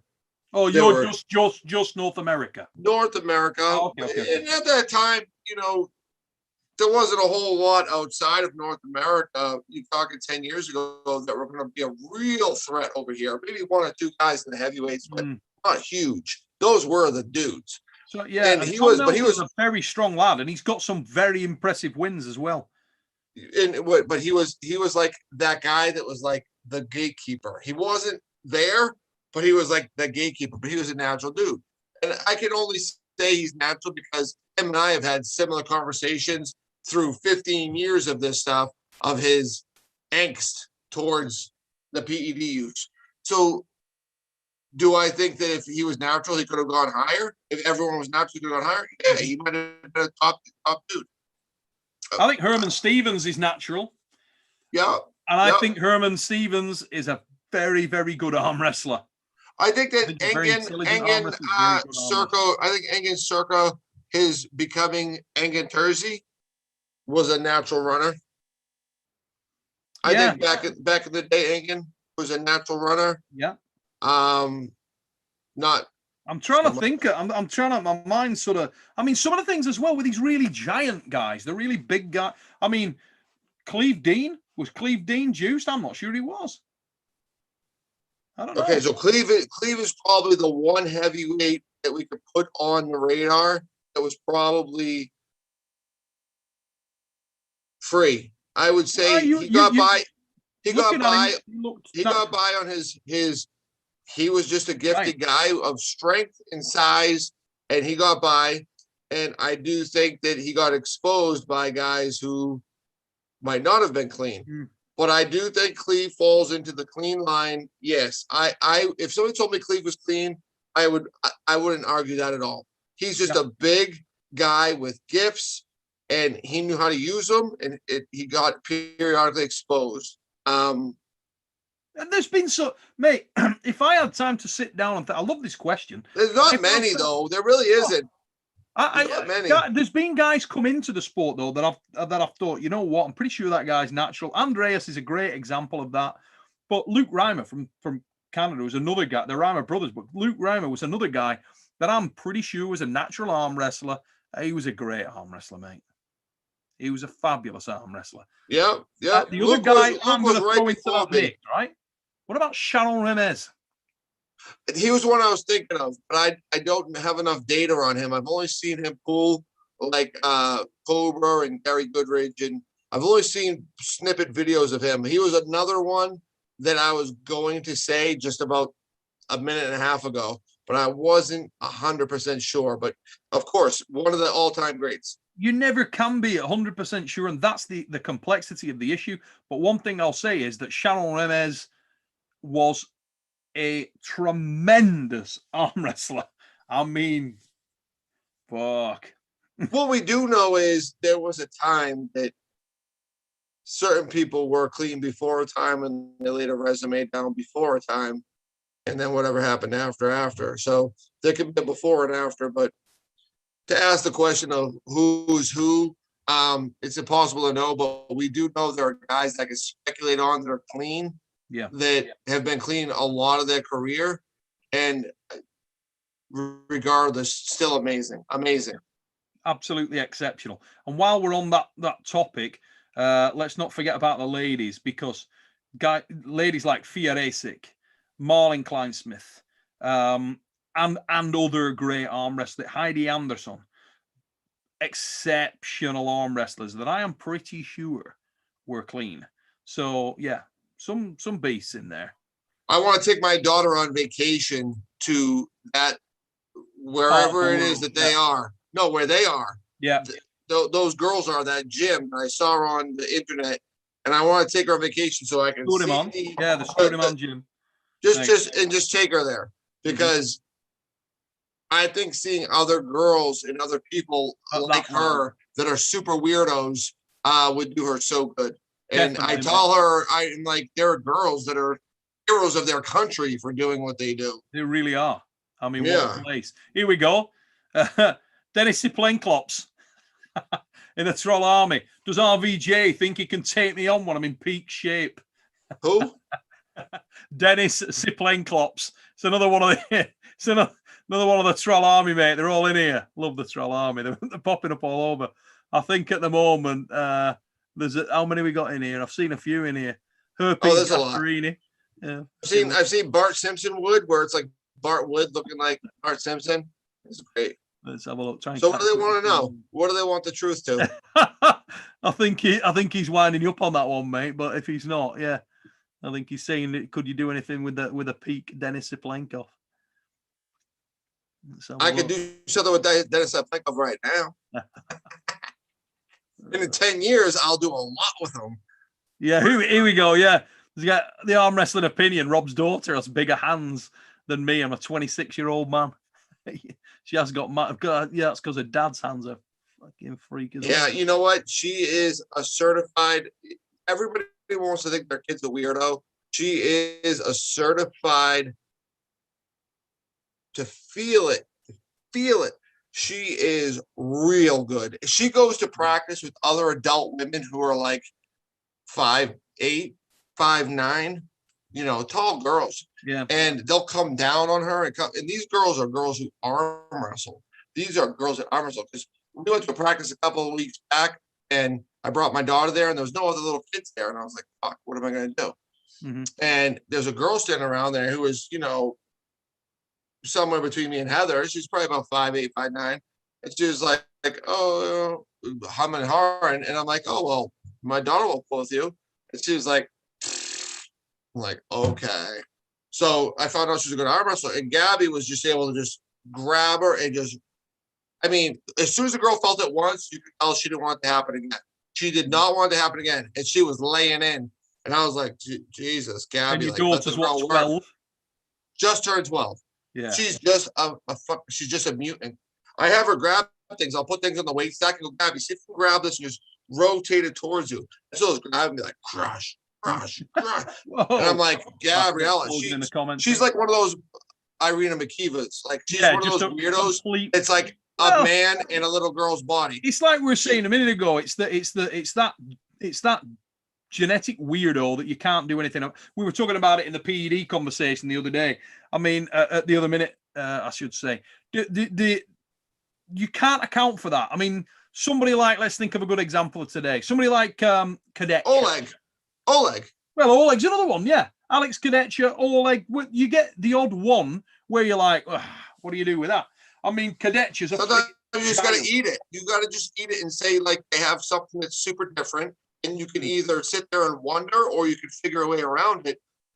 Accept the fact, and if you don't recognize the fact that they've got a goddamn 50 caliber, like, machine gun hanging off the back of their truck bed, and you've got a pistol, and you don't recognize that you're at a disadvantage, you will die on that battlefield. Unless you are smart enough to go, I am at a disadvantage, and your ego takes hold, you will die. When they pull out their 50 caliber gun, you got to go running for cover. That's it. Your ass, you do. Yeah, Here we go. Dyke Randlaris, give me RVJ. Another one of the Troll Army in here. Is Sarah Backman clean, Neil? You have to ask Sarah on that one, brother. Neil, this is not the time for political correctness. Hold on. I love Sarah Backman. Let me see. We got about 5 minutes left, guys, in tonight's live. I hope you've all enjoyed it. It's not I told you how easy 2 hours ago by. Ridiculous, mate. Absolutely ridiculous. I hope I haven't missed so many of these comments. I mean, I've got my phone here and I'm trying to read off my frigging phone as these are coming flying in because I'm on a surface and it's not the biggest screen, but do it again. Trying to get as many of them in as I possibly can. I want that shirt you were talking about, the deep inside, because I'm going to keep pumping this one. Mate, I'll tell you what, that is a hell of a shirt. The quality of that, whoa, we've got that. Yeah, it's now and again, you have like an explosion in the comments. I'm just trying to pick them up. Neil, have you thought about the list of arm wrestlers when the WL kicks off again? Yes, mate. Yes, I have thought about that a great deal. A lot of guys we want to introduce in there. Obviously, travel is going to be critical and who can travel. But a lot of the guys we had lined up that were coming into the show would have been great. Obviously, Gennady Quickvenia was a massive addition there for us. Mindaugas was another one I was really excited to see how he did in there. Who are you going to line him up with, though? Not familiar with Mindaugas Terracetis. Yeah, but you got to bump him a class. You can't put him in his class. You got to bump him to. Well, you got to bump him to 200. Well, let's be honest, mate. He's a 154 guy anyway, so he's pulling up as it is. But I'll tell you what, there's so many exciting matches. Look at here, so many exciting matches for him in there. He needs to pull Tony. Mm. He can't pull anyone else. I'd absolutely love it. Rob, how strong is Eric Spotto? Oh my God, I mean, yeah, super strong guy. Not in his lanes. In his lanes. Arm wrestling is a thing, isn't it? Huh? Just not full-time committed to arm wrestling. If he gets when I was working out with him, he was a full-time arm wrestler and a side bench person. So back in the day, and then it went the other way. Full-time arm wrestler, side bench person. Then he started coming to the realization that's like maybe I can make a run at this world record. But he was full-time arm wrestler when I got there, and he's one of those guys like when I talk about in my hook video, this center chain for hooking. So he's a guy that if you neutralize him and pulled him outside there or flatten his hand, still super strong, not like a normal guy, an elite level arm wrestler, but manageable. But if you let him get to this crunch, is elite as any elite that has ever been elite. I mean, because you got to think he's pushing the shoulders and the triceps and the chest. It gave him that 765. And through training and conditioning and understanding, he learned how to just use those, not like a donkey. He learned how to actually use those in a sense that came from the elbow. And if you see Eric, he's not a typical weightlifter. If you see Eric in person, his forearm is probably about 20 inches. He's not a typical weightlifter where he's got everything's big except the forearm and the wrist. He's appreciated the grip and the forearm and the strength world and probably has some genetic gifts. So him coming across or once he gets to that center crunch, once he sweeps, when people talk about Richard Lucas in his day, I would be surprised if Eric Spotto wasn't all the same. But again, it's just, where is he if he's met in the middle and halfway? But to say he's not super strong is, he's great. He's a great arm wrestler. Great arm wrestler, great strength athlete. Oh, he really is all around. I mean, we loved having him on the In the Presence show. He's absolutely fantastic, and I'm looking forward to getting out to Vegas. I'm going to go out there if I can for the Eddie Hall fight, and if I can get out there, I'd love to drop in on Eric and do a little bit. Are they still fighting? Yeah. They're still on, mate. Yeah, Thor and Eddie. Oh yeah. Not dissimilar timings to the end of the year as well. I'm just conscious we're coming up to the end of the live feed, guys. So I'm gonna see a couple of these and get them in. Neil, your top 5 heavyweights in North America. Well, I'm thinking about that, Stacey Morgan. Thanks for that. Glad you enjoyed the show, and glad everybody else, guys. Hope you've enjoyed it. Top 5 heavyweights in North America right now. Rob Vigeant Jr., Herman Stevens. I'm going to go with And at the moment, I think Paul Lynn is in that conversation without a shadow of a doubt. So he's in there hard. I'm going to go with what I'm waiting for is I'm not counting Justin Bishop in that. You think he means super heavyweights? No, middleweights were on, mate. Oh, okay. Middleweights were on. You would have to say that there are a number of exciting prospects in there. I would say without a doubt, Craig QLTY. Well, this is it. I'm not putting him in there because I don't think he's Craig QLTY yet. I think he needs a little more rehab. Craig QLTY, when he's firing, and you could see that's the guy I was hesitating on you, couldn't you? That's why. Because Craig, when he's ready, when he's right, is right there. Now, no. You'd have to say on current form that Dan Mosier is right there as well. He's killing people. He's running through them. I think that's 4, isn't it? And below that, Storm. Yeah, I don't know, mate. I don't know. Storm beat Jordan last time they met the same thing, and we could all say let's go with Storm. Let's put Jordan out of that conversation then. So let's say Jordan's bigger, okay? Because he is, ain't he? Now, what's Jordan now? 240? Oh, he got to be about 240, 235. So let's forget Jordan Sill. Take him out of it, then I'm going Storm. Because 2 years not in there for me. There are other fringe outliers. Chad's the only question mark. Chad's for me the big question mark. You know, when Chad's firing hot, Chad could beat any one of those guys. Yeah, he's the big question mark for me in that. And there's other dudes out there. I mean, this kid Robbie Russell. I got my eye on him because that's a very impressive performance from him. There's other guys out there that I love. There's guys that I want to see tested. You know what I mean? Kevin Robertson's real good. Kevin Robertson's ace. Yeah, Jason Merlo. Jason Merlo's big kid. These are big guys. I mean, by my standards, by Ryan Bode's standards, they're like toddlers who just came out of baby camp. But like they're all like overgrown midgets. But in my standard, they're like big guys for the weight class. You know, Kevin Robertson is he's taller than me, got a big frame, and he knows how to use it. Jason Merlo is probably about 6'1" or so, and he uses it well. These are all guys that are using. They're almost at that like they're really pressing the cap of the weight class. The guy that's always there, mate, for me when he comes in ready and when he's at his absolute best has got to be Brent Rockers. I think Rockers is athlete. Brent Rockers. Who? Your mate slapped you about a couple of pins. I can't even talk about that guy. He works so hard in trying to put himself out there. He works so hard at trying to push himself into that light. He's the guy who's like trying to hip thrust his way to the club. He was looking forward to the old. He was looking forward to the old cock of the north, though, wasn't he? With a lot of them, and I would have liked to see him in there. You remember? Was he really looking forward to it? Well, you got to give him the benefit of the doubt. Results. Speculation is a beautiful thing because you get your fanboys and yourself to all speculate. But results, like Hermes Gasparini did, when Hermes Gasparini lost, you know how much spaghetti was stuck on the ceilings of people's fucking terracotta ceilings? They're like, oh, like Red Rockers doesn't want a result. I would have loved that event to go ahead for exactly that reason. And I think that sort of super match environment is exciting over there. If you can just get those guys that lie in that tier just below the men that I mentioned there and pull them all together, I think you could have some really exciting super matches that people all want to see, you know. I'm going to move on. Model. Oh, you bastard.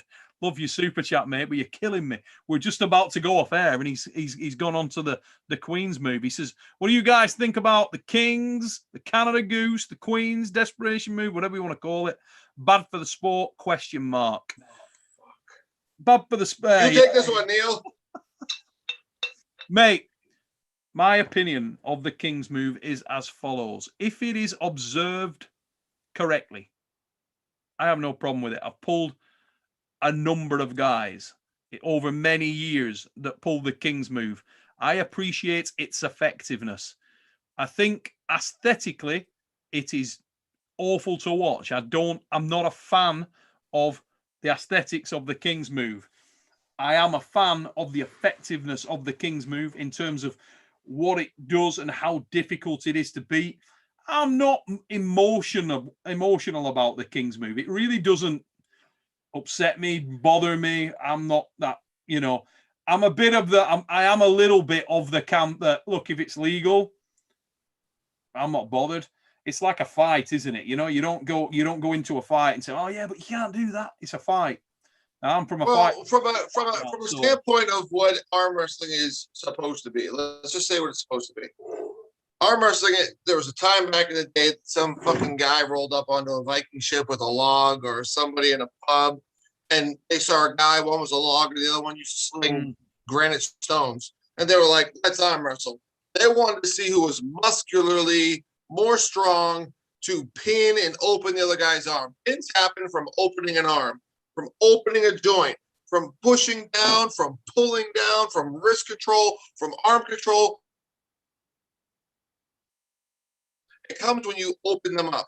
Where does the gray area begin when you start using that fully open angle to now use it as a loophole to your arm's already open, but you're within the rules and you're holding someone and now letting them die on you? Because we all know, let's not use today's competitors, but we all know Crazy George. Don't give me the bullshit that he was that fucking strong that he was holding up super heavyweights on his arm out here for 10 minutes straight. He was on a calcified elbow, calcified joint that he was letting people die. And when they finally faded to absolute dog shit, he would then come and roll them. Do not play me for that. I will not drink that fucking tea. But mate, there's this myth, right, that Crazy George was invincible, and he wasn't. He just wasn't invincible. I've seen him get cracked. When he was crazy. Okay, that's like saying a guy walks into a boxing ring with brass knuckles, loaded gloves, can't be beat. It doesn't change the fact, just because he lost, it doesn't mean that there's not something more to it. There's a bigger picture. Yeah, but you're obviously a lot more emotional about it than I am, mate. For me, no, I'm not emotional. I'm not overly bothered about it. It's like, it really doesn't light me up that much. It fascinates me that it lights people up that much in the sport, if I'm honest. This is just how I talk. I get lit up like this talking about Disney. I don't know that. I'm in my hot tub the night doing Disney trivia, and we had a discrepancy about Mulan, and I almost suplexed one of my kids. Mate, I've been there, usually when you're fully loaded. So I'm not worried about that. Tell Rob the Hunster's coming for a free bag of donuts. No, what I'm saying is it's not that emotional, but what I'm saying is it is a way. It's let's talk about it like logically. It is away from kind of what arm wrestling is designed as. The question was, is it bad for the sport? Now, I suppose there's for me, there's valid arguments in both cases. Is it bad for the sport? Okay. If it pisses people off, is it bad for the sport? If when they watch it, is it bad for the sport? If it gets people talking about it, is it bad for the sport? And depending on where your line on that comes, is how you're going to judge it. Right now, I don't think there's enough arm wrestlers doing it for it to be that much of an impact. Some of the most notable lads are doing it, but there isn't many of them. If you I agree. all the top Kings movers in the world, there's not that many of them.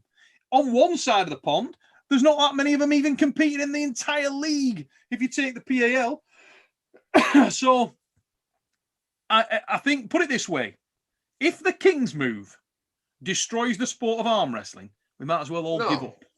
Because it just, in any sport, there's enough issues that are much bigger than the frigging King's move. And if the King's move eroded the sport to the level where it can't succeed, then we've got bigger problems than the King's move itself. That's my honest opinion of it, guys. Yeah, if you're saying the King's move is going to destroy arm wrestling, no, it's just another facet of it that we don't, do we have different varying, but there's no such thing as bad press, right? It's like if somebody picks up a, these aren't the youngest guys in the world as well. You've got Crazy George in his 70s, Michael's in his late 40s, Devon in his 40s as well. It's like if you're not a fan of the King's move and you think, oh my God, this is going to be the next thing and everybody's going to start King's moving. I'm not sure everybody is going to start King's moving. There's as many people hate the King's move as there are love it. Probably more hate it than love it. So to be perfectly honest, I don't think everybody can just run out and start King's moving effectively. It's a very complex move. No, and like the one thing I will say is I agree with Michael and Devon where they say it's almost like a Boy Scout badge that's earned through time of trauma. Like it's a move that you've earned through destruction of your own body. I mean, Diamond Kamazek, it's a calcified armbar, really. You almost can't do it properly even if you're a young, talented arm wrestler. You cannot obtain that move until it's like your black belt.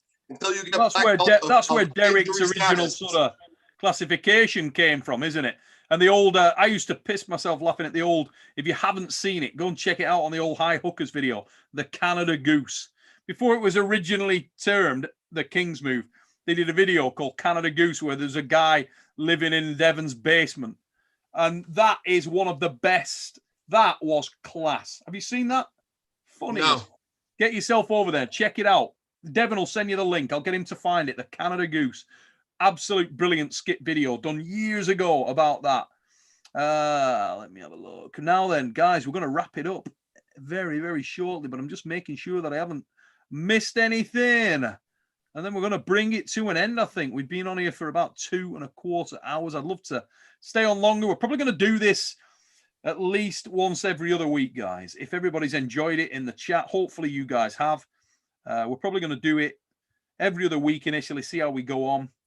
And yeah, that's about the size of it, lads and ladies. Thank you, everyone, for tuning in, guys. I hope I got to most of your questions. I know I didn't because there was frigging tons of them. But we're really awesome, though. That's what you want. You want some traffic. You want some intrigue. Honestly, cannot thank you guys in the chat for staying with us. I hope we did you proud and I hope that you enjoyed the show. Thank you so much for all your support, guys. Really, really good to have you on here. Check the shirt. Yeah. Sex. Still there rocking it. Great sex. Come in now. Let's have a look.